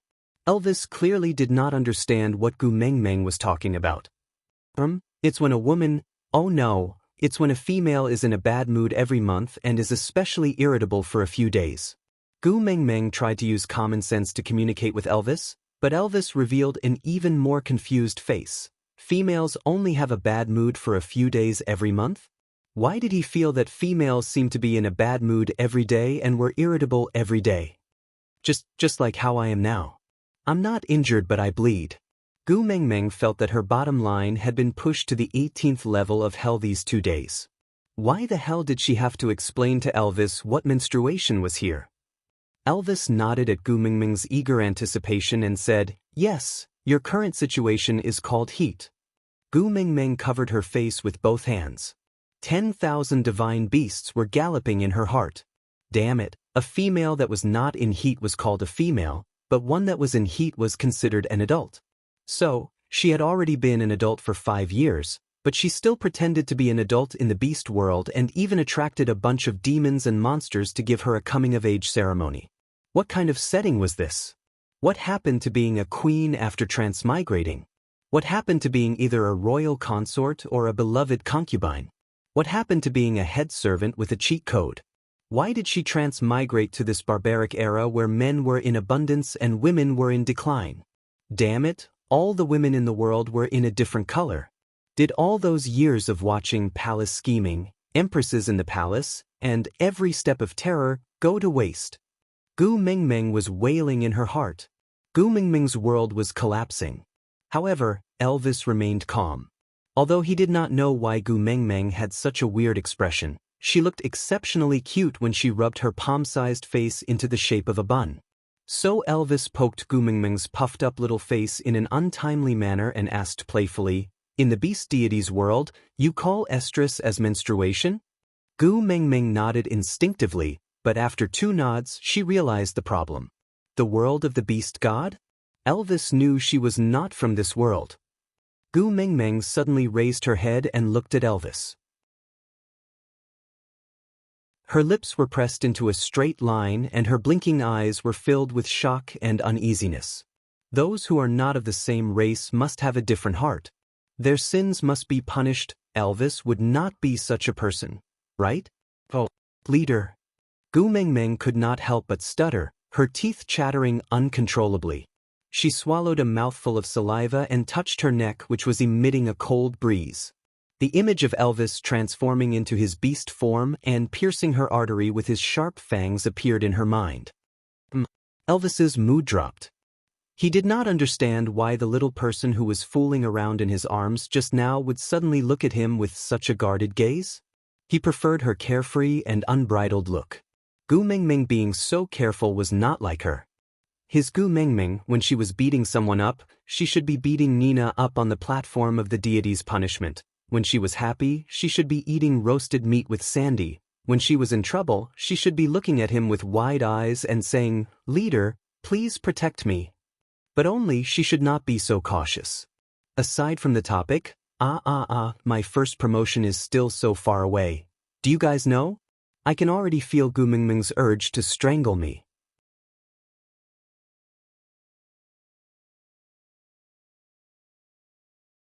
Chapter 59. Seeing Elvis frowning, Gu Mingming became even more nervous, and the moment she got nervous, she naturally bled. The barbaric sanitary pad prepared by Leah could not absorb Gu Mingming's ferocious amount of blood, so a bewitching red flowed down Gu Mingming's thigh. That warm current completely shattered Gu Mingming's self-esteem. What the F***ck? It was embarrassing enough for her period to bleed through her pants, but now it was dripping down in front of him. Gu Mingming felt that she had never been so embarrassed in her life. So she bent her knees and squatted on the ground, bawling her eyes out. Eat, anyway I can't beat you in a fight, nor can I outrun you. I can't do anything if you want to eat me. But can you be gentler when you eat me? I'm afraid of pain, sob. Elvis was dumbfounded by Gu Mingming's crying. He did not know why Gu Mingming was afraid of him, and now that he heard Gu Mingming say that he wanted to eat her, he did not know where to start. Was it not obvious enough how much he doted on her? Or, in the beast deity's world, the way males express their love for females is to eat them? Elvis was very glad that no one liked Gu Mingming in the beast deity's world. Unless I die, no one can hurt you. Don't be afraid. Elvis hugged Gu Mingming with heartache. He always knew that the messenger of the beast deity must have gone through many hardships to be able to serve by the beast deity's side. But he never thought that the other world would be so cruel to females. If Gu Mingming knew what Elvis was thinking, she would definitely explain it to him properly. Anyone who suddenly fell into a crowd of demons and was surrounded by a bunch of demons with green eyes would feel a sense of danger. Moreover, she was obviously guarding a demon king boss. But it was obvious that Gu Mingming did not know how to read minds, so she obviously did not know what Elvis was thinking. She just wiped her tears and looked at Elvis with misty eyes, asking, "You're not going to eat me?" "I'm not eating," Elvis answered firmly. "Not going to eat in the future?" Gu Mingming asked. Elvis's heart skipped a beat and his gaze turned as gentle as water. Just because she said, "in the future," just now, Gu Mingming blinked her eyes and the corners of her lips curled up slightly. She asked, "Are you really not going to treat me as reserve rations?" Elvis rubbed Gu Mingming's little head dotingly and promised solemnly, "What you're worried about will definitely not happen. Don't let your imagination run wild." Gu Mingming sniffled and finally smiled through her tears. "You should have said so earlier if you don't want to eat me. You made me worry for a long time." Seeing Gu Mingming's relaxed look, Elvis also heaved a sigh of relief. After this ordeal, his initial uneasiness and anticipation were also disrupted. With the current atmosphere, he could no longer ask Gu Mingming who she would choose as her first partner tonight. Gu Mingming. A female's careful call came from the cave entrance. "Sandy." Gu Mingming tilted her head and peeked her little head out from Elvis's side. She looked at Sandy, who was standing at the cave entrance timidly and did not dare to enter. She grinned and said, "Are you here to play with me?" Sandy was still a little afraid of Elvis. Although Elvis had never done anything to her, and it could even be said that she and the other females could live peacefully in St. Nazaire because of Elvis's abilities and Lee's intelligence, but she could not explain why she was still afraid of him. So, Sandy waved at Gu Mingming and said, "Can you come out for a while? I have something for you." Gu Mingming's heart melted when she saw Sandy's actions that resembled a lucky cat. She nodded her head hurriedly and rushed out. But she had only taken 2 steps when she was lifted up by the waist. When her feet left the ground, Her legs were still flailing in Sandy's direction. Gu Mingming's face turned into a steamed bun from anger. She turned to Elvis and protested, "Leader, you're lifting me again." Aside from the topic, to be honest, I have always been in a dilemma regarding the question of 1v1 or NPC. Logically speaking, the Beast world has always taken the NPC route, and my original idea was also the same. But the great editor said that the current readers are pure and cannot accept the setting of NPC, so the outline that I submitted to the editor is for 1v1. The male lead is set to be Elvis. You can tell it's him just by looking at the title, but if the little babies like to read NPC and think that NPC is acceptable, I feel that I can discuss with the editor again, because to be honest, Leah is a character that I like very much. He is very smart, has wisdom and is rational enough. However, a person who was too smart always thought that what he did was reasonable and controllable. When he realized that he was wrong, he was already deeply hurt.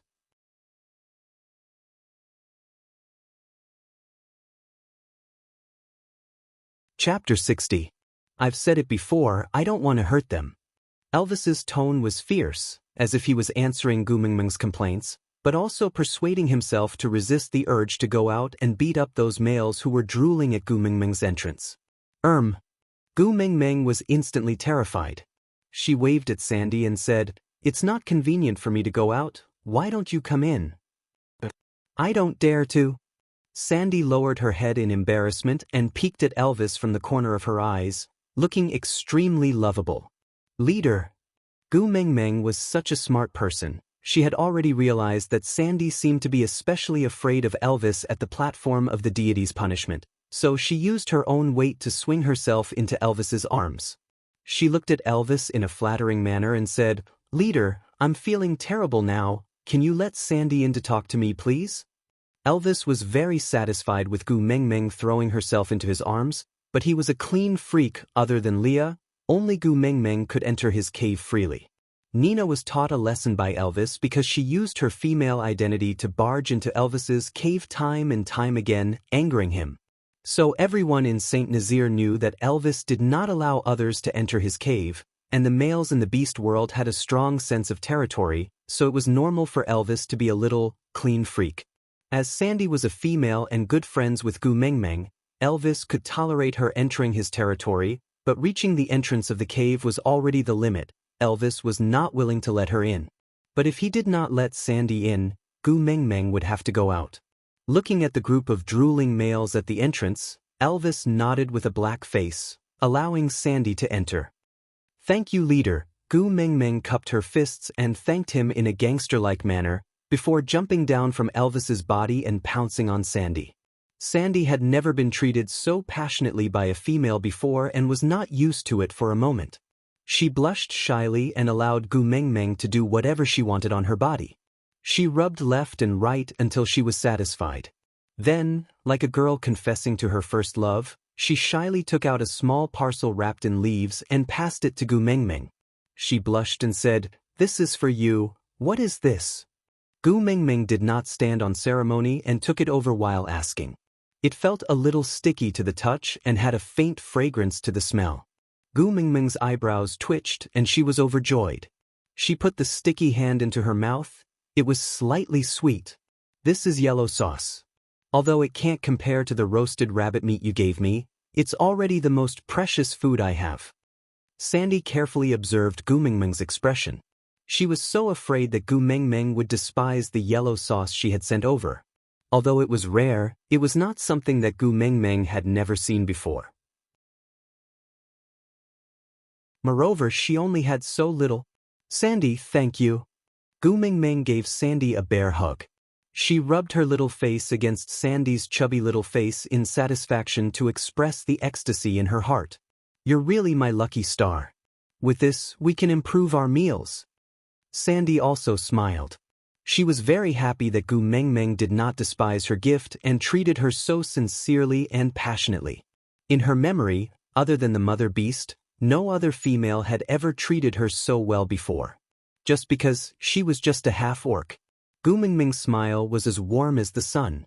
It made people squint their eyes unknowingly and smile along with her. Aside from the topic, Leah and Gu Mengmeng really lived up to that saying. A person who knows how to love taught a person who doesn't know how to love how to love. But when the person who doesn't know how to love learns how to love, the person who knows how to love doesn't dare to love anymore.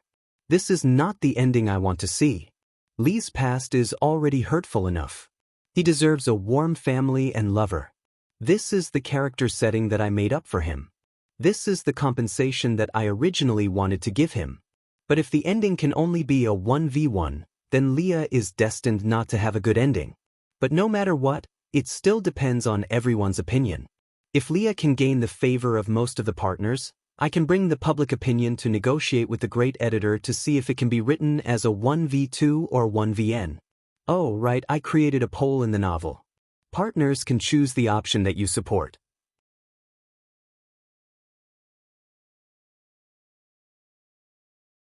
Chapter 61. It's great to be able to help. Sandy's voice was so sweet, like a gentle breeze blowing through flower petals.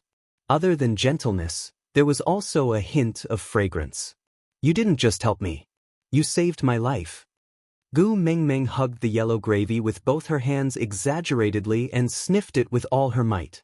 With this honey, the next time we roast meat, it won't be so bland and tasteless.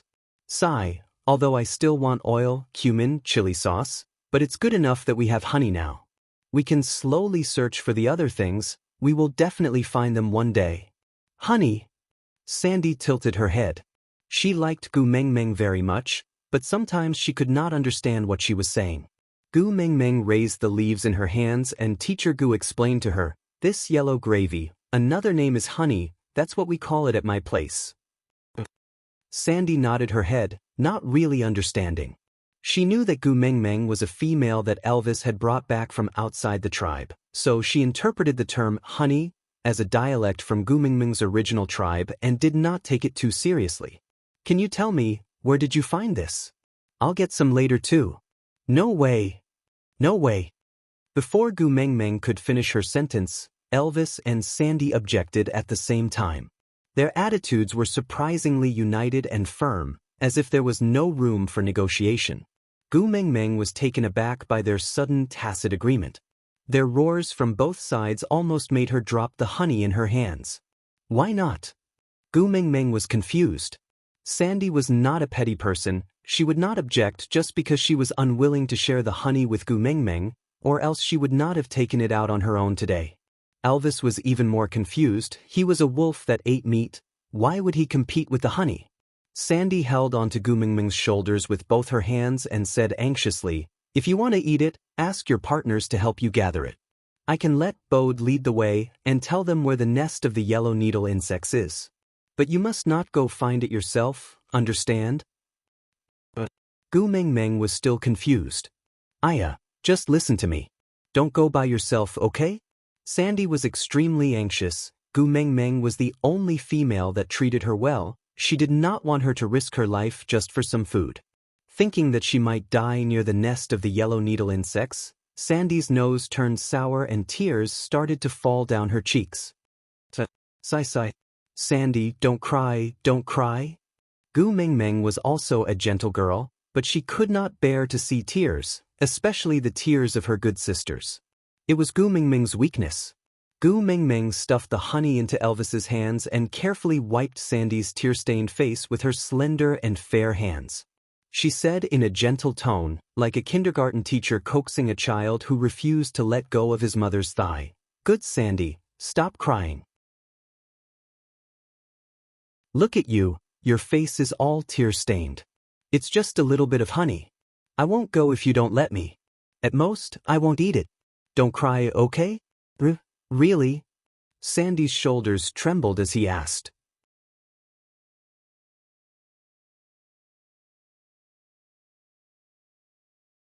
Chapter 62.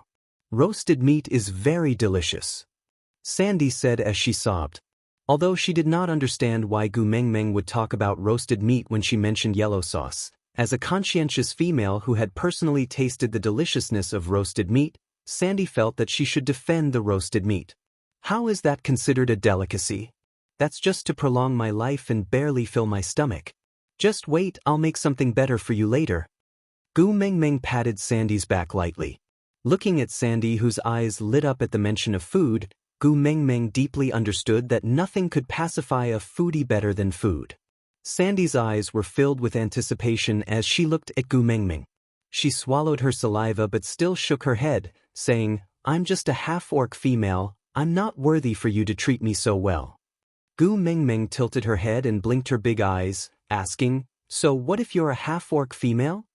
Sandy touched her furry ears with a sense of inferiority.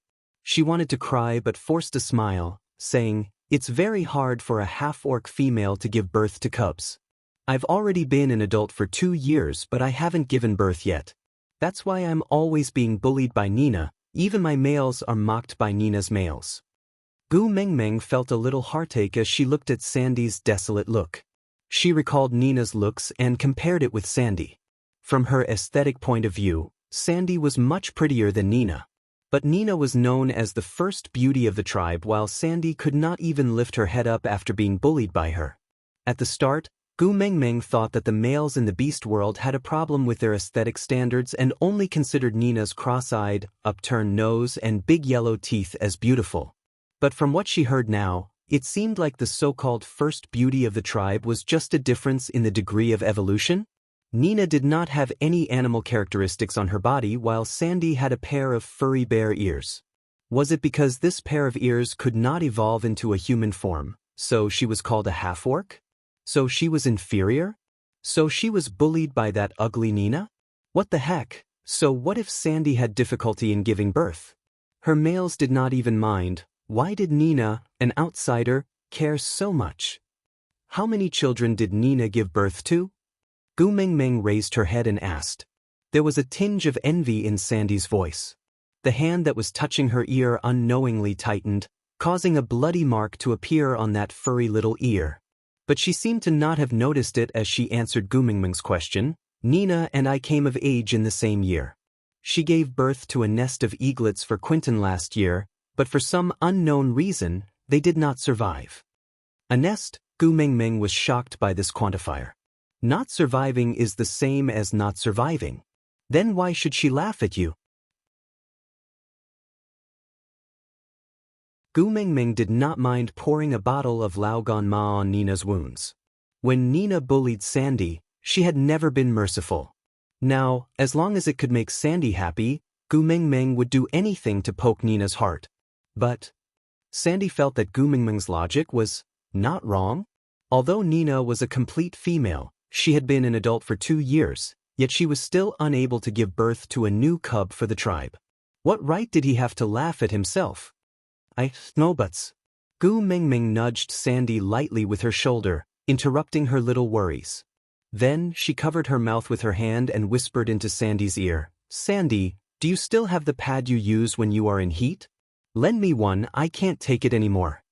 Sandy then noticed the meandering blood stains on Gu Mengmeng's thighs. She hurriedly nodded her head and replied like a machine gun, "Yes, yes, yes, yes. I'll ask Bo to help you get it." Sigh. Gu Mengmeng wanted to stop Sandy. Damn, asking a male to help her get a pad was very embarrassing. But Sandy had already dashed out of Elvis's cave like a gust of wind. She ran towards Bode, who was waiting for her at the border of Elvis's territory. While running, she shouted, "Bode, hurry and help me get some of the pad I use for heat. Gu Mengmeng is in heat too much, she needs that pad, bring more of it." Aside from the topic, yesterday she sneakily made it to the top of the list without any precaution or apprehension. Alright, since she was in the recommendation process, 1P would not be too far away. Rubbing her hands nervously, P.S.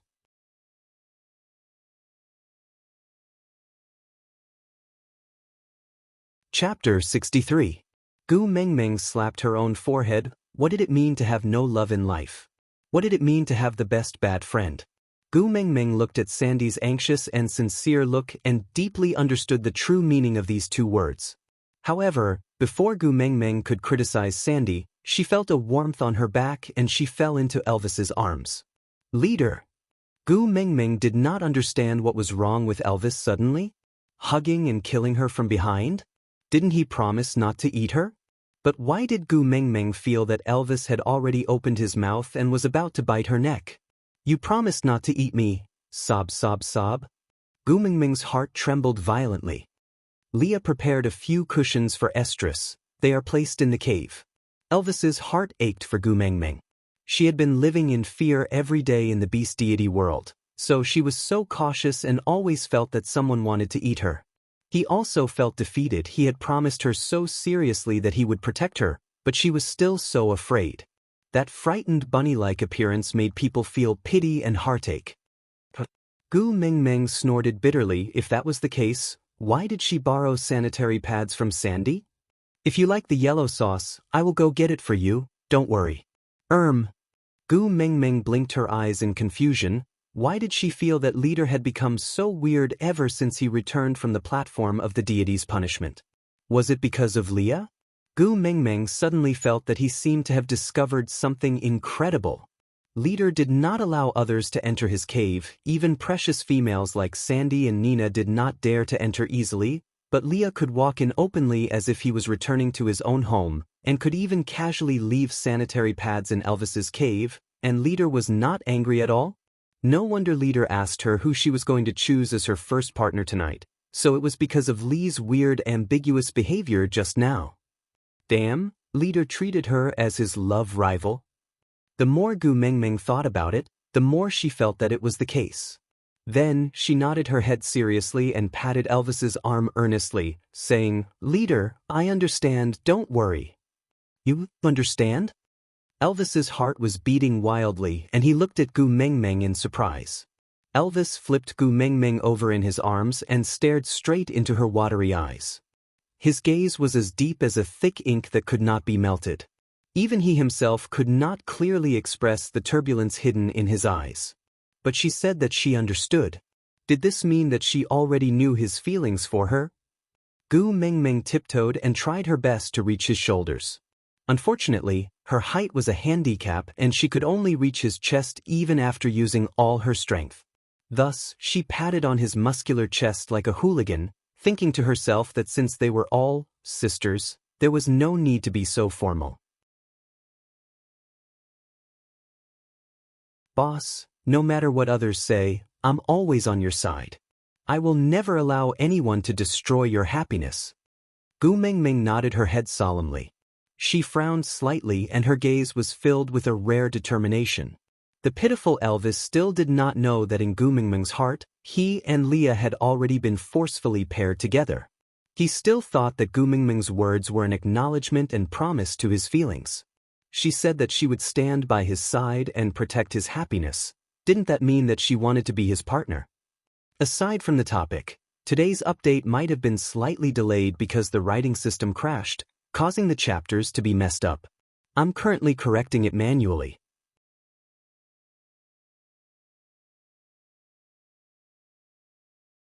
Chapter 64. With Gu Mingming's promise, Elvis felt much more at ease.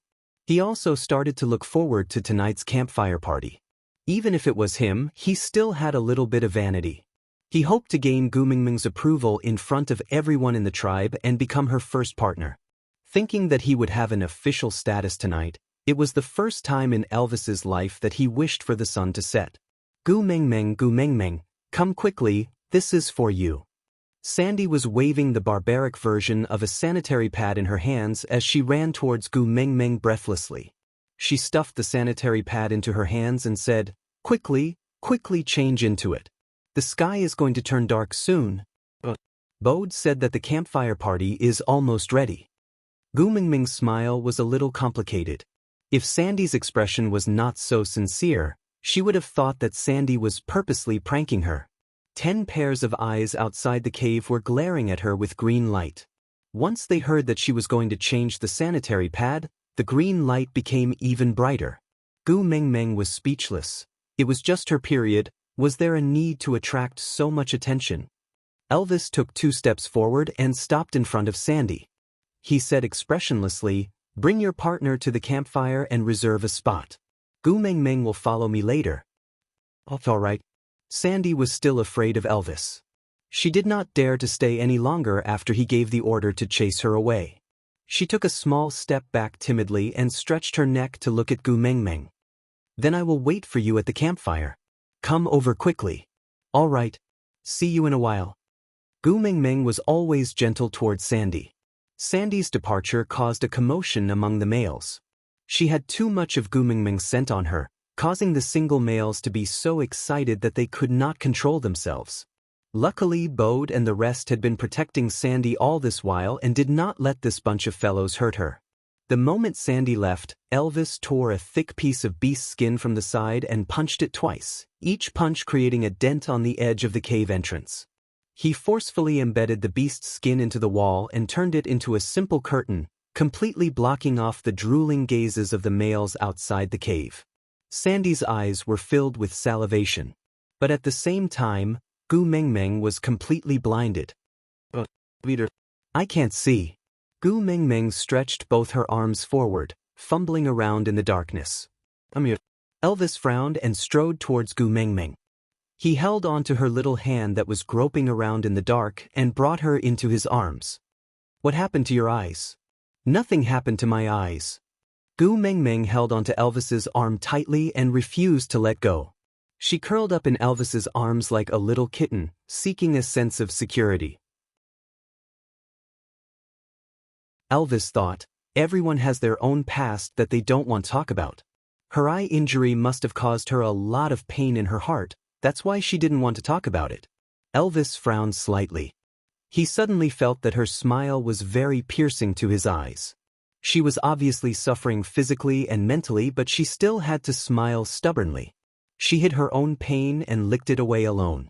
Without saying a word, Elvis scooped Gu Mingming into his arms and placed her on his thighs. Then, he neatly lifted up her skirt and pulled down her underwear. He helped Gu Mingming change into the sanitary pad that Sandy had just sent over. Then, he tidied up her clothes and hugged her in his arms again, placing her on his chest. Aside from the topic, oh right babies. I created the reader group but I don't know how to manage it. Are there any babies who know how to manage the group and have time?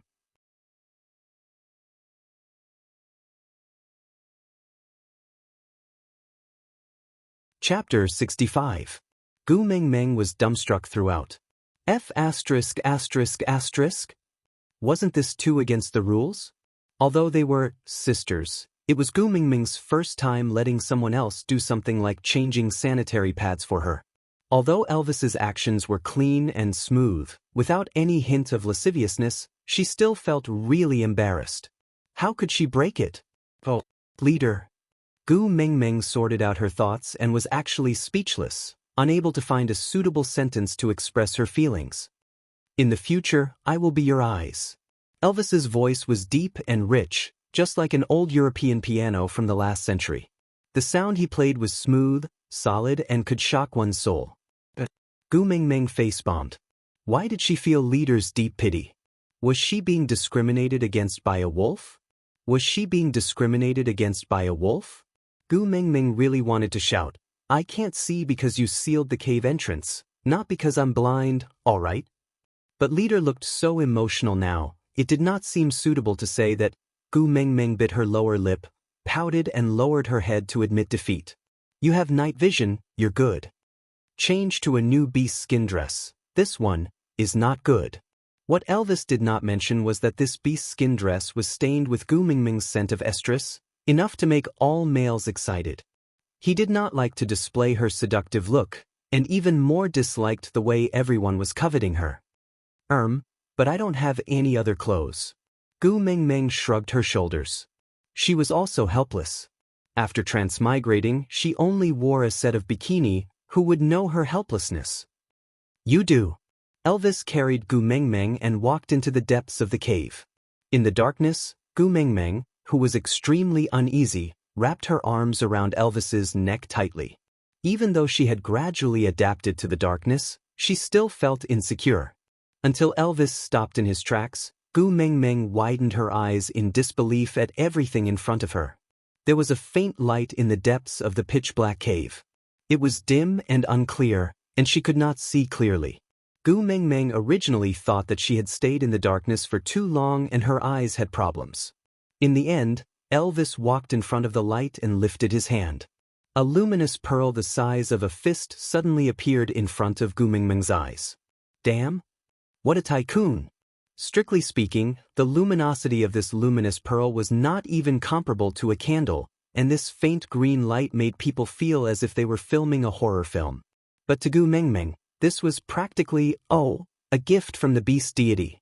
Like a baby looking at a milk bottle, Gu Mengmeng tried her best to grab the luminous pearl. Elvis did not waste any time and directly stuffed the luminous pearl into Gu Mengmeng's hands, asking with a smile, "Do you like it?" Gu Mengmeng nodded vigorously, "I like it, I like it.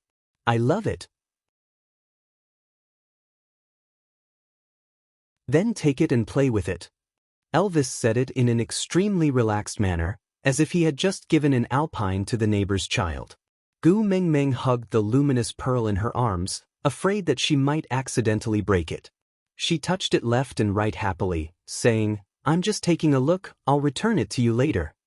But her eyes never left the luminous pearl for even a second. Elvis smiled dotingly. "I can give you anything you like."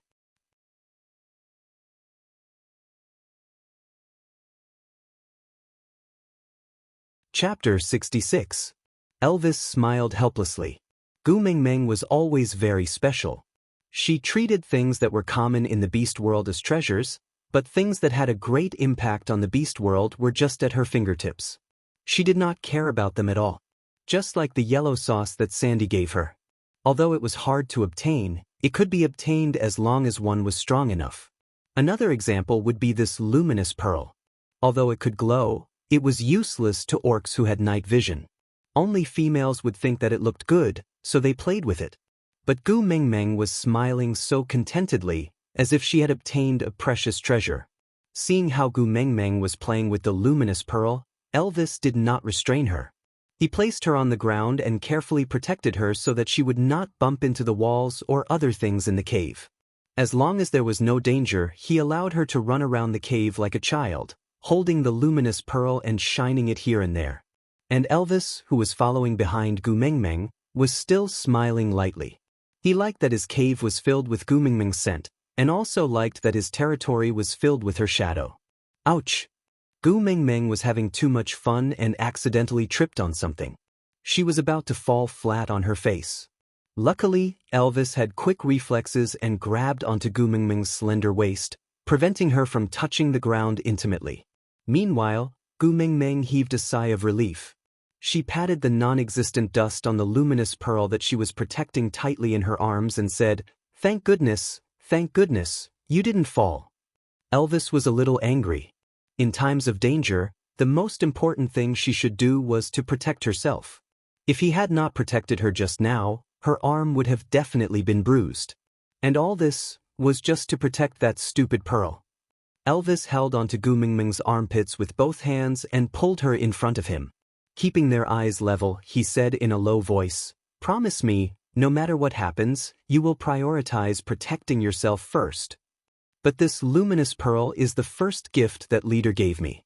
Gu Mengmeng's innocent gaze pierced through the faint glow of the luminous pearl and landed directly on Elvis's heart.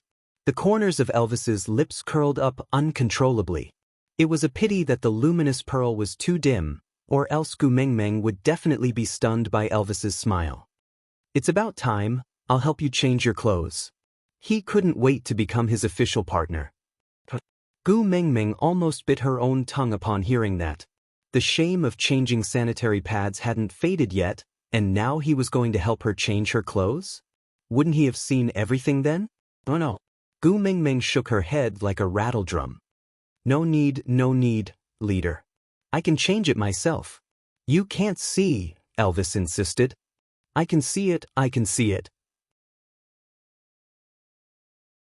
"Don't I have the luminous pearl that boss gave me?" Gu Mengmeng smiled stiffly as she raised the luminous pearl in her hand, indicating that she could really see it. However, Elvis grabbed the luminous pearl that was the size of Gu Mengmeng's fist with one hand, just like a normal person holding onto a small sugar orange. Then he exerted a little force, crack.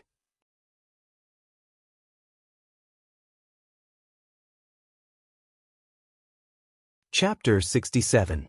You can't see it now. Leader, if I didn't know you liked Leah, I would have thought you were a hooligan." Gu Mingming wanted to cry but no tears came out, such a huge luminous pearl was crushed just like that. Leader?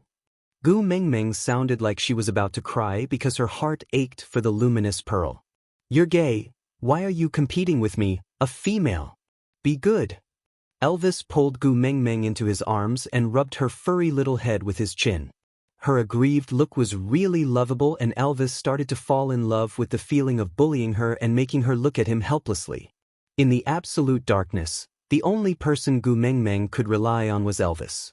Hence, she wrapped her little hands around Elvis's neck tightly and looked as if she had nothing left to live for but could not bear to die, her heart aching for the luminous pearl that had been crushed into pieces. Elvis was completely unaffected in the darkness and calmly took a deer skin dress for Gu Mingming to change into. Although he was not very familiar with it, he managed to put it on smoothly with Gu Mingming's cooperation. Gu Mingming had spent most of her attention on the luminous pearl and had firmly believed that Elvis and Leah were a couple. She treated Elvis as her sister from the bottom of her heart. Moreover, there was no light in the cave and she did not notice Elvis's strange behavior. Hence, she did not put up her guard and allowed Elvis to change her clothes for her. But Elvis did not have it as easy as Gu Mingming. Originally, he just wanted to change the dress that was stained with her scent of estrus so that he could quickly go to the campfire to gain her approval and become her rightful first partner. But when he really took off her clothes and saw her exquisite body, Elvis felt as if his body was a dead tree that was being devoured by the flame devil. Every cell in his body was burning. Something was boiling in his blood, gushing and surging violently. It was as if there was a voice beside his ears saying, "Eat her, but of course, this eating was not the eating." His rationality told Elvis that he had already obtained Gu Mingming's approval and promise. He just had to go through the motions by the campfire later and he would be her rightful partner. After that, he would naturally be able to eat her up. But if he could not control his urges now, it was very likely that all his efforts would go to waste. What if Gu Mingming had a bad feeling about him before mating and refused to acknowledge him as her first partner? What's more, she was in heat, so it wasn't a good time to mate. After Gu Mingming changed her clothes, Elvis did not hurry to bring her out of the cave. On one hand, his body's excited state made him feel very uncomfortable. On the other hand, the males at the door still had green lights in their eyes. So he maintained his motionless posture while hugging Gu Mingming. While trying his best to calm his boiling blood, he secretly released an even stronger pressure towards the outside of the cave to make those restless males restrain themselves. Gu Mingming was Elvis's female. How could she be coveted by just anyone? Gu Mingming, who did not know all this, was still feeling sorry for that luminous pearl while touching the clothes on her body. Although she could not see the style due to the lighting, she could feel that the size was very suitable and was definitely tailor-made for her. Moreover, she did not want to go out and face that group of wolves and tigers that could lose control at any time. So she chatted idly with Elvis and did not mention anything about going out. Digression.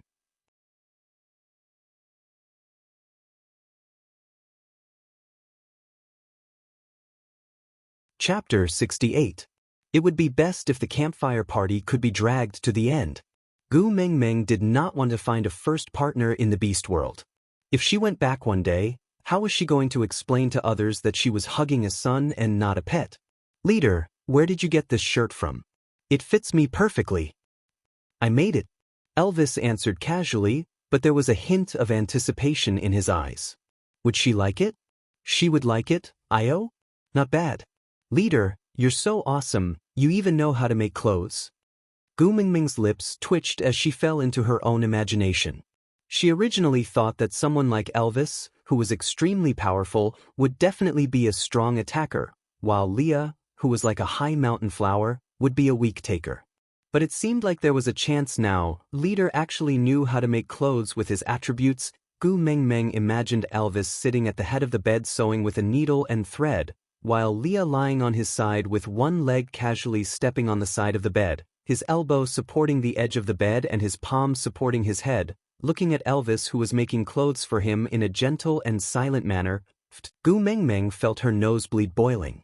Damn, that's such a scene. How can I break my HP bar when it's empty? It's urgent, I'm waiting online. All males will make clothes for their females. Elvis did not know why Gu Mengmeng said he was an ox. He was clearly a wolf, but it did not seem to be a bad thing, so he accepted it gladly. Oh! Gu Mengmeng nodded her head silently, so Leader's craftsmanship was honed by making clothes for Leah, and she was basking in Lee's light? Thinking about the clothes that Leah wore on the platform of the deity's punishment today, the quality seemed to be quite good. TSK, Leader really had no choice. Martial arts could bring peace and stability to a country, literary arts could sew clothes and cook, forget about cooking. Thinking about that charcoal roasted meat, Gu Mengmeng felt her stomach churning again. No one was perfect, Leader had already done very well. Moreover, Leah seemed to have a talent for cooking, the two of them complemented each other. You make clothes for me and I cook for you, Ayaya. So sweet, completely unaware that Gu Mengmeng's teasing had reached the ends of the earth, Elvis looked at Gu Mengmeng's joyful expression and naively thought that she was smiling because she liked the clothes he made for her. When Leah sent you back yesterday, you were in a deep sleep. I made them while I was guarding you. There are still a few more for you to change into, Elvis said gently. Gu Mengmeng nodded silently as she imagined a miraculous setting. Leah was like a strong and wise father, descending from the sky like a hero to save his daughter when she was in danger. Elvis was like a mother, staying by her unconscious daughter's bedside while weeping and making new clothes for her. This was to support the belief that her daughter would definitely wake up and not break down. Damn, the more Gu Mengmeng thought about it, the more she felt that it was true. No wonder Elvis and Leah treated her so well. It was because they desired a complete family. Gu Mengmeng looked at Elvis's direction in the darkness, as she started to sympathize with Elvis for no reason due to the tragic drama of Qiangyao that she had imagined. Thus, she stretched out her lotus-like arms and took the initiative to hug Elvis's neck. She patted Elvis's back lightly and comforted him. I know.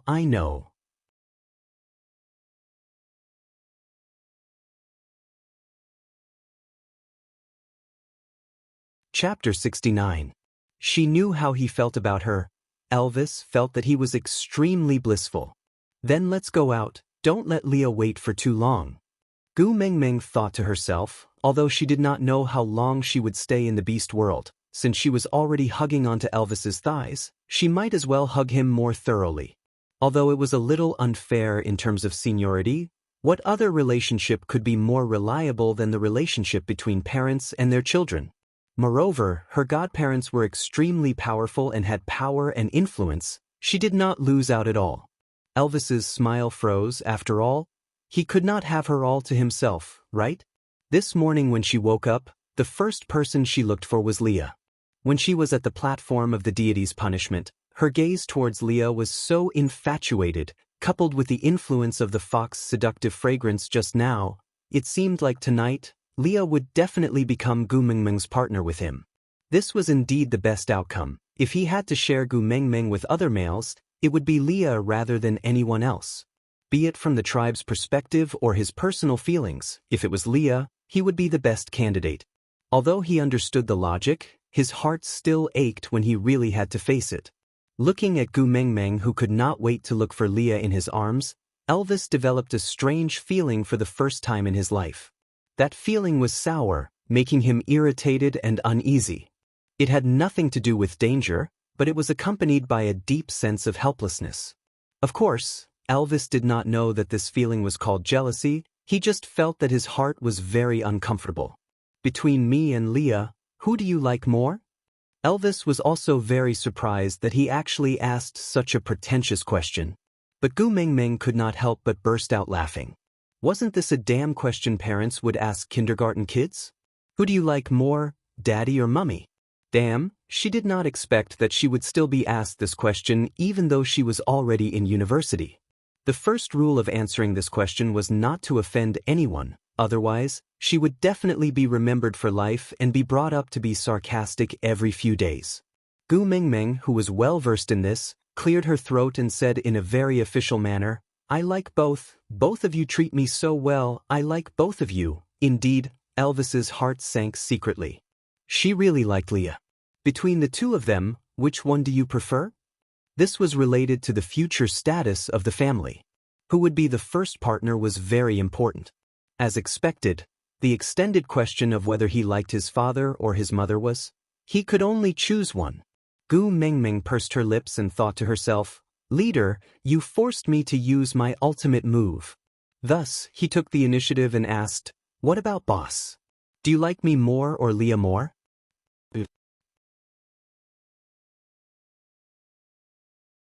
Elvis answered without hesitation. The corners of Gu Mengmeng's mouth twitched. Damn, maternal love was indeed boundless. Even godmothers loved their children more than their husbands.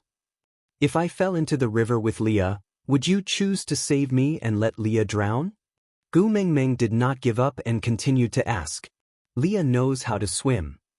Elvis said calmly, "Moreover, you are a female." Gu Mengmeng face-bombed.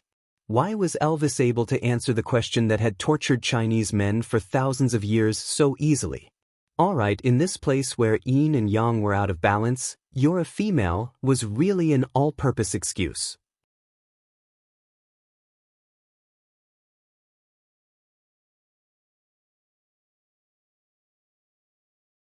Chapter 70. Gu Mengmeng thought to herself, it seemed like it was impossible to bluff her way through.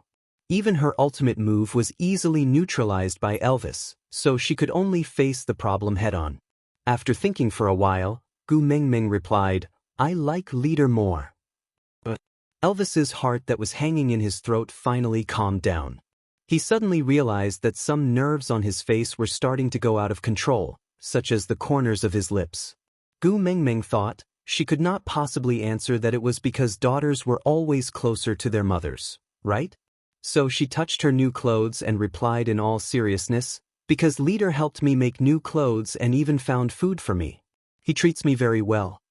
Elvis's heart felt like it was soaked in yellow sauce, the sweetness seeping into his bones. He slowly stood up and carried Gu Mengmeng to the entrance of the cave. With a casual tug, he tore the beast's skin that was smashed into the wall.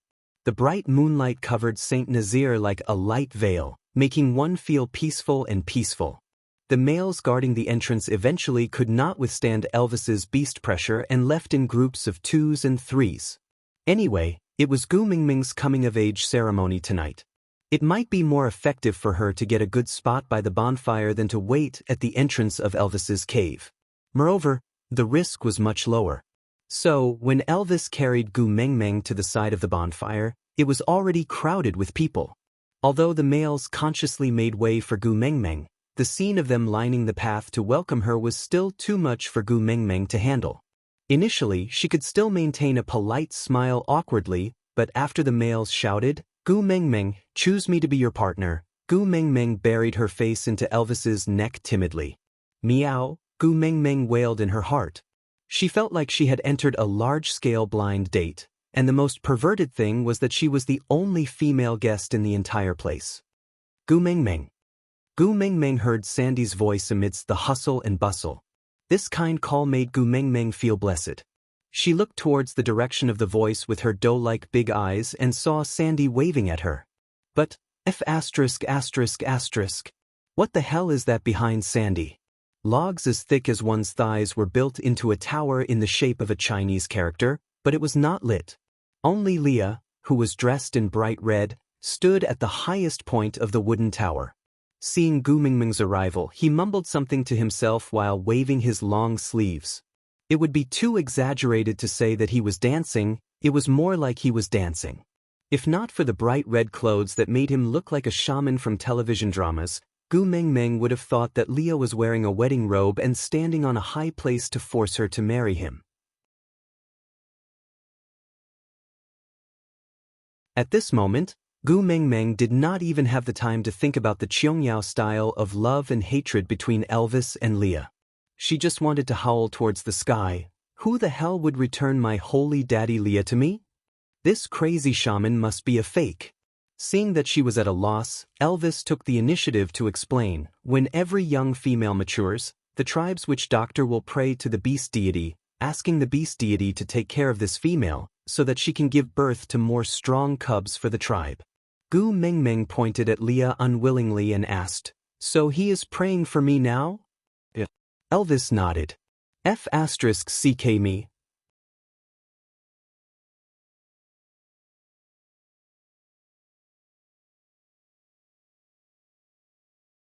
Chapter 71. Stop fooling around. Elvis frowned. She could do whatever she wanted with other matters, but how could she casually say that she did not need the beast deity's blessings? I really don't need it. Gu Mengmeng thought to herself, I am a pure and innocent young lady. I have not even been in a proper relationship before and I'm already jumping to the segment of praying for children? Isn't it a little too fast? I still want to enjoy 2 more years of my single life. Elvis remained silent and just looked at Gu Mengmeng with a serious expression, exuding an aura of authority. Although Gu Mengmeng could not feel the pressure of the beast world, she at least knew how to read people's expressions. Thinking that the beast deity was the absolute authority in this world, Gu Mengmeng shook her head helplessly. The Qing dynasty was already dead. Why are you all still so superstitious? As a true believer of atheism, Gu Mengmeng really wanted to popularize the scientific worldview for Elvis and the rest. But she was terrified. Gu Mengmeng truly felt that if she continued to belittle the beast deity, Elvis's godmother would very likely burn her alive in the name of justice. Oh, she could also barbecue at the same time. Thus, Gu Mengmeng cleared her throat and pretended to be mysterious as she whispered into Elvis's ear, the beast deity has already bestowed me with many blessings. If I still wish for more, I will be too greedy. I will be punished by the heavens. Elvis paused and his expression was solemn. It was obvious that he deeply agreed with Gu Mengmeng's words. After all, Gu Mengmeng was the messenger of the beast deity. Thus, Elvis raised his head and howled towards the sky. Gu Mengmeng, who was sitting on the VVIP seat, witnessed this scene from a close distance. The shock she felt was indescribable. She felt all the cells in her body tensing up, her limbs turning cold and her heart palpitating violently. After Elvis's howl, Leah, who was standing on the wooden pagoda, stopped praying as if he was dancing. With a few agile leaps, he easily jumped down from the wooden tower that was as tall as a 2-story building and stood steadily in front of Gu Mengmeng and Elvis. His long and narrow eyes looked at Gu Mengmeng with a tinge of doubt, as if waiting for her explanation. After all, Gu Mengmeng was the first person to interrupt the witch doctor's prayer. Gu Mengmeng did not know why, but whenever she met Li's eyes, her heart would race uncontrollably. No matter how much she told herself that Leo was her godfather, and that she was being carried by her godmother right now, she could not control her racing heart. Gu Mengmeng swallowed her saliva with difficulty as her throat became increasingly dry. She twisted her fair and tender fingers together and lowered her head. Like a child who had done something wrong, she explained softly, "It's too high up there and it's very dangerous. It's better if you don't go up if you don't have anything to do." Leah let out a light chuckle and hooked Gu Mengmeng's chin with his slender fingers, forcing her to look straight into his eyes. The corners of his lips curled up slightly, forming a beautiful curve. As if it was the work of that red robe, Leah, who was supposed to be as pure and holy as a high mountain flower, now had an extreme charm. "Are you worried about me?" At this moment, Leah was like a demon, like a sinner. He was obviously captivating, but so beautiful that people were willing to sink into him. The extreme holiness and the extreme temptation merged perfectly on Li's body. Every move he made could dazzle people and make it hard for them to control themselves.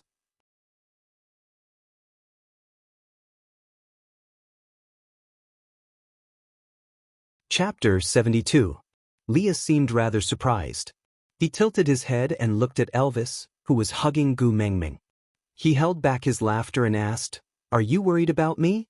Because I went up to pray?" Elvis also looked at Gu Mengmeng in surprise. He did not understand why she would say that. She had clearly said. Elvis suddenly thought of Gu Mengmeng's preference for Leah. She had said in the cave that she liked both him and Leah, so she would probably mate with both of them today. So she said that for the sake of a harmonious family relationship in the future? Elvis felt a slight pain in his heart. She was really thoughtful. Although Elvis knew that he would not have any problems getting along with Leah, it was still Gu Mengmeng's kind intentions.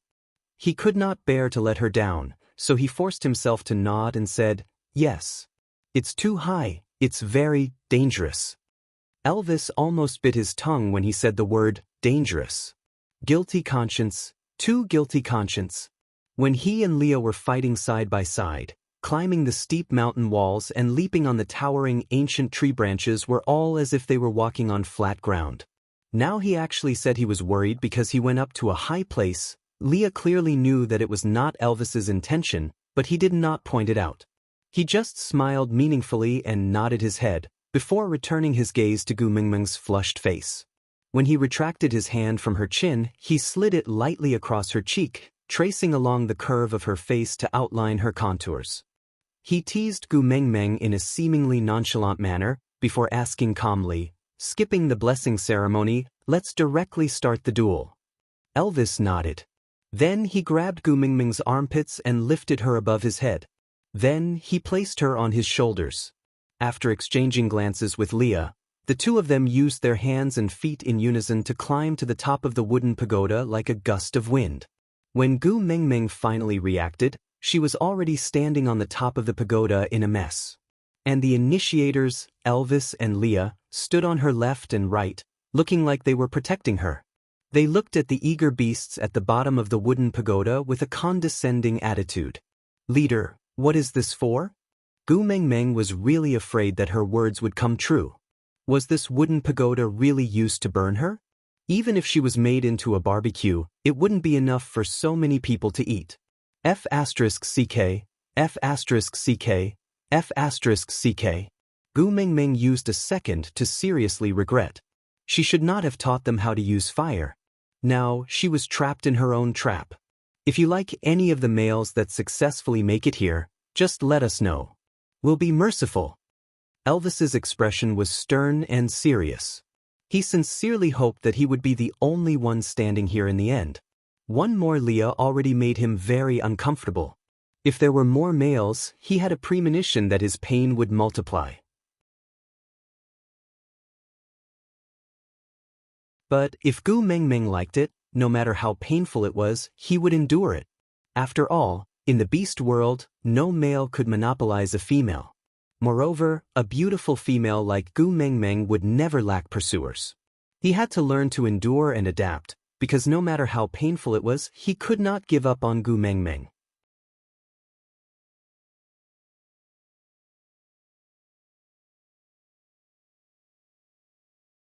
Chapter 73. After hearing Li's words, Gu Mingming then recalled that the so-called campfire party was just a blind date that forced people to get married. Oh heavens, oh earth! Who the hell would get married on the day they came of age? The brains of the people who set this rule in the beast world must be filled with water, right? Gu Mingming jumped up from her seat with a start and hugged Li's thigh, shaking her head violently. "Daddy Leah, please don't go easy on me, I don't want to be taken away by others." Li's long and slender hand with distinct joints covered Gu Mingming's head gently, his fair wrist blocking half of Gu Mingming's vision. From Gu Mingming's angle, she could only see Li's thin lips curling up slightly, like a poppy blooming on the other shore, seductive and deadly, with a charm that made people willingly sink into it. "As you wish." Leah shifted his gaze away from Gu Mingming's face and exchanged a smile with Elvis. They nodded at each other, having a tacit understanding. Although the beast world was used to having one female with many males, which male would be willing to share his own female with others? It was just that they did not dare to stop him and could not stop him. Since Gu Mingming herself said that she did not want other males, they naturally would not do something like opening the city gates wide and inviting the wolf into the house. After all, it was enough for Gu Mingming to have Elvis as the wolf by her side. While Gu Mingming was talking to Elvis and Leah, the bottom of the wooden pagoda had already turned into a massacre. Although they were all males from the same tribe and were partners who had gone through life and death with each other, no one would give in to the other when it came to courtship. The low line was just not to take the other's life, injure or cripple them, depending on their own abilities. The first person to reach the top of the wooden pagoda was Colin, the male who helped Gu Mingming wash the rabbit meat on the platform of the deity's punishment. At this moment, he was covered in blood and it was hard to tell if it was his or someone else's. His rough face was plastered with hair that was wet with blood. He gave Gu Mengmeng an honest but determined smile, completely ignoring the injuries on his body and the intense battle just now. Gu Mengmeng, I'm coming up. Colin stood at the same spot. He knew that he could not win against either Elvis or Leah who were guarding the tower. He also knew his own limitations and had never thought of fighting with them for the position of the first partner. He would be satisfied as long as he could join Gu Mengmeng's family. Even if he could only stand far away forever and help Gu Mengmeng wash the rabbit meat, he would feel very happy.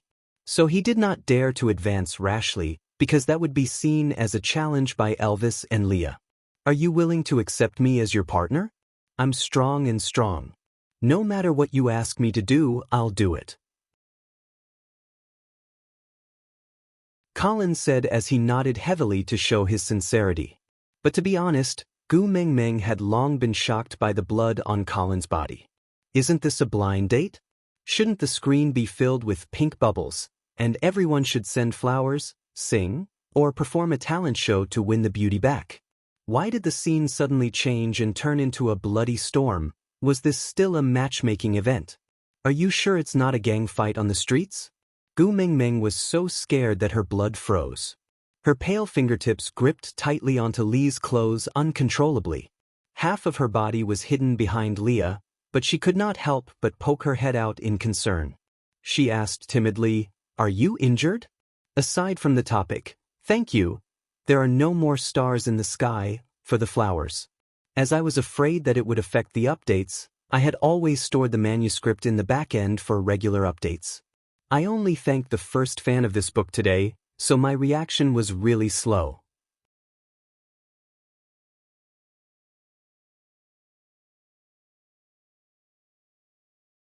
Chapter 74.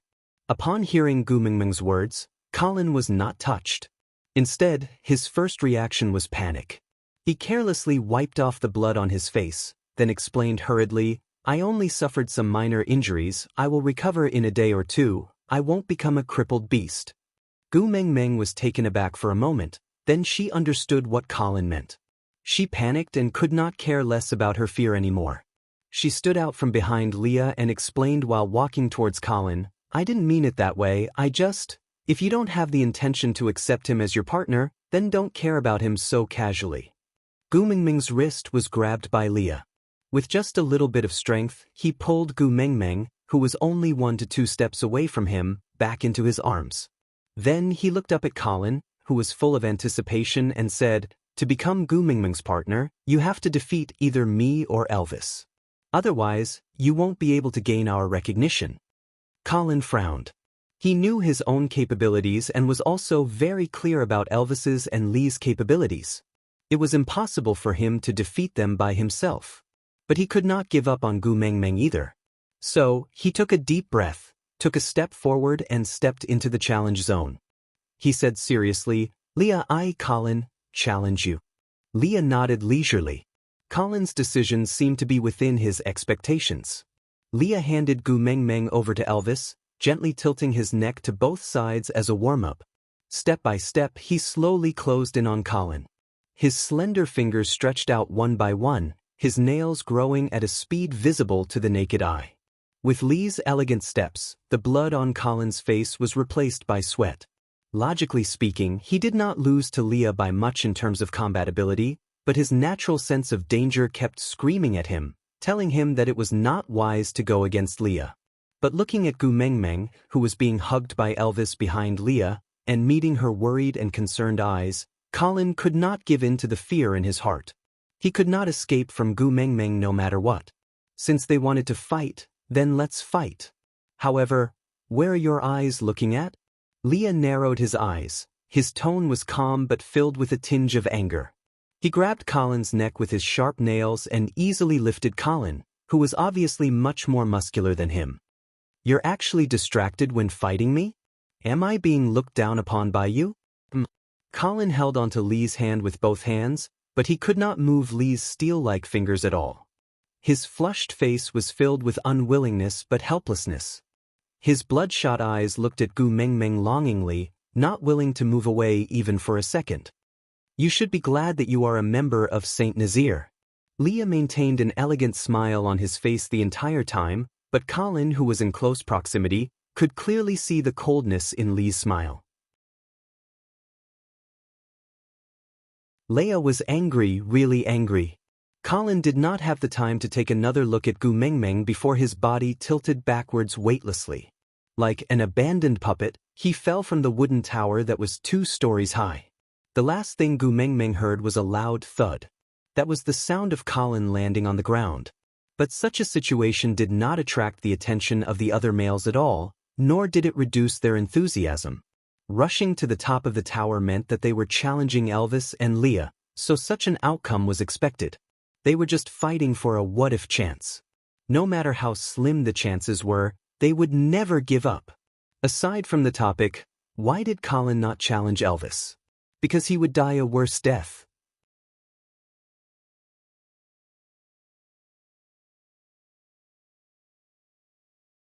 Chapter 75. Don't fight anymore. Gu Mengmeng shook her head while shouting, but her shouts did not seem to have any effect. The males at the bottom of the tower tried their best to charge upwards, turning a blind eye to their companions being beaten down by Leia one after another. Leia stood proudly like the Grim Reaper, thick blood dripping from his fingertips, but a calm and enchanting smile remained on his face. This was the first time his hands were stained with the blood of his Saint Nazir companions. Leader, hurry and stop Leia, we're all on the same side, why do you have to do this? Gu Mengmeng was terrified, curling up in Elvis's arms like a kitten, asking timidly. I can't stop Leia, unless you want to take in all the single males in Saint Nazir as your partners, or else this battle will only stop if they give up and don't come up. Elvis's expression was stern, without a hint of playfulness. Even the leader of Saint Nazir cannot deprive other males of the right to mate. Gu Mengmeng shook her head and said, but I will not choose them as my partners, there's no meaning in getting hurt like this. Elvis placed a finger on Gu Mengmeng's lips, moving the hand that was supporting the back of her head forward, sending Gu Mengmeng's little face to Elvis's lips. Elvis first kissed Gu Mengmeng's forehead lightly, then slowly moved his lips from Gu Mengmeng's cheek to her ear. His warm breath sprayed onto Gu Mengmeng's ear, moist and deep. I'm very happy to hear you say this.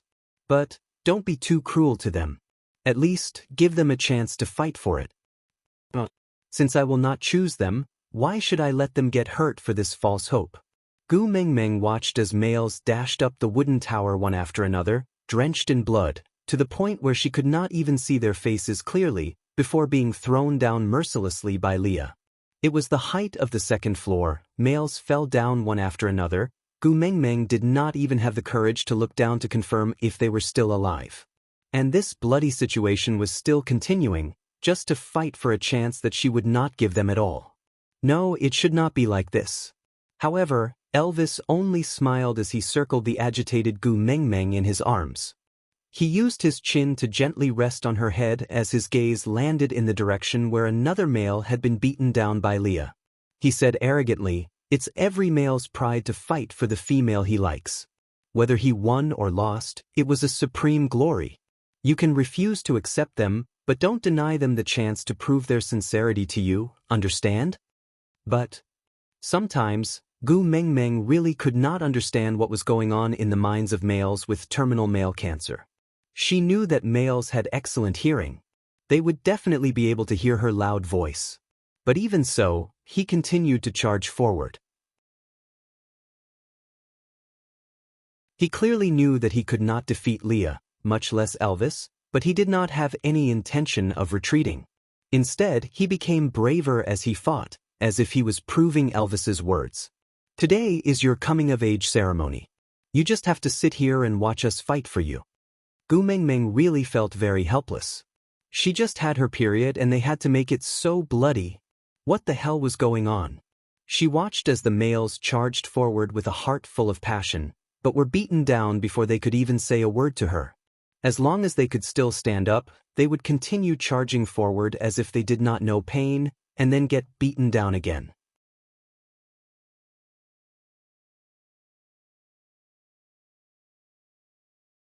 Chapter 76. This senseless bloodbath lasted for an entire night. When the sun rose from the horizon the next day and the first ray of sunlight shone on Gu Mengmeng's face, deafening cheers erupted from below the wooden pagoda. Gu Mengmeng turned her neck in a daze and looked at Elvis, who had been hugging her the entire time, with a pair of numb and empty eyes. Yes, this night, Elvis did not make a move at all. Leah alone blocked a single male from the tribe. "It's over." Elvis patted Gu Mingming's back lightly, then held her under her armpits with both hands and lifted her above his head, facing the first ray of sunlight. The beasts below the wooden pagoda became even more excited, their cheers resounding through the sky. Gu Mengmeng still could not understand the meaning of this coming-of-age ceremony, but thankfully, it was finally over. Elvis carried Gu Mengmeng and jumped down from the wooden pagoda. Standing in the middle of a group of injured males, he pointed at the 2-story tall pagoda and said, "Look, that's your bonfire." Gu Mengmeng's eyes widened. Gu Mengmeng followed Elvis's finger and looked at the wooden pagoda. The blood had already seeped into the wood and was seeping out from the inside. The old blood had coagulated into a paste and wrapped around the round wood, as if a thick layer of blood had been applied to the original wood. Against the light, it looked like a static bonfire in front of them. And Leah, who was walking over leisurely, with his bewitching red robe fluttering in the wind, became the finishing touch to this scene, bringing it to life. Although the males were all injured, they were still unusually excited. In Gu Mingming's coming-of-age bonfire, they were the ones who could use their blood. Gu Mingming did not understand where the pride of the males came from. She only felt her eyes stinging and tears falling down uncontrollably. In the end, she laid in Elvis's arms and sobbed uncontrollably. "Gu Mingmeng, congratulations. From now on, you're the first beauty of Saint Nazaire." Sandy watched from afar for the entire night. Her state was the exact opposite of Gu Mingming's.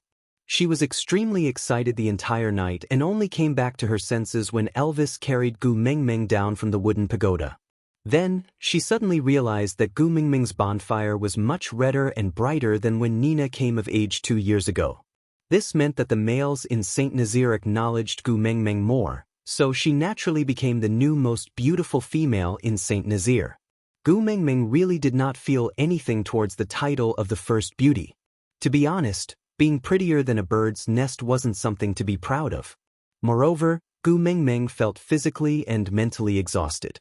The emotions that she had suppressed for an entire night finally erupted the moment she saw Sandy. She did not know where she got the strength from, but she struggled out of Elvis's arms and pounced towards Sandy. She hugged Sandy's thick waist and started bawling her eyes out. As she cried, she shouted, "Sandy, what the hell is going on? How many people would die during a birthday celebration? Besides, it wasn't my birthday yesterday. I just had my period. Is there a need for blood to flow like a river?" Boo! Sandy was a little dumbfounded by Gu Mingming's crying. Her coming-of-age bonfire was so beautiful. If it was her, she would definitely be overjoyed. But why was Gu Mingming crying so sadly? You're tuning in to the Passion Pages YouTube channel. We're so grateful for your support, and don't forget to subscribe to join us on this incredible journey through captivating stories. Your generosity through donations truly makes a world of difference, as it's the primary source of revenue that allows me to expand and enhance this channel for you. Thank you from the bottom of my heart for being a part of this adventure.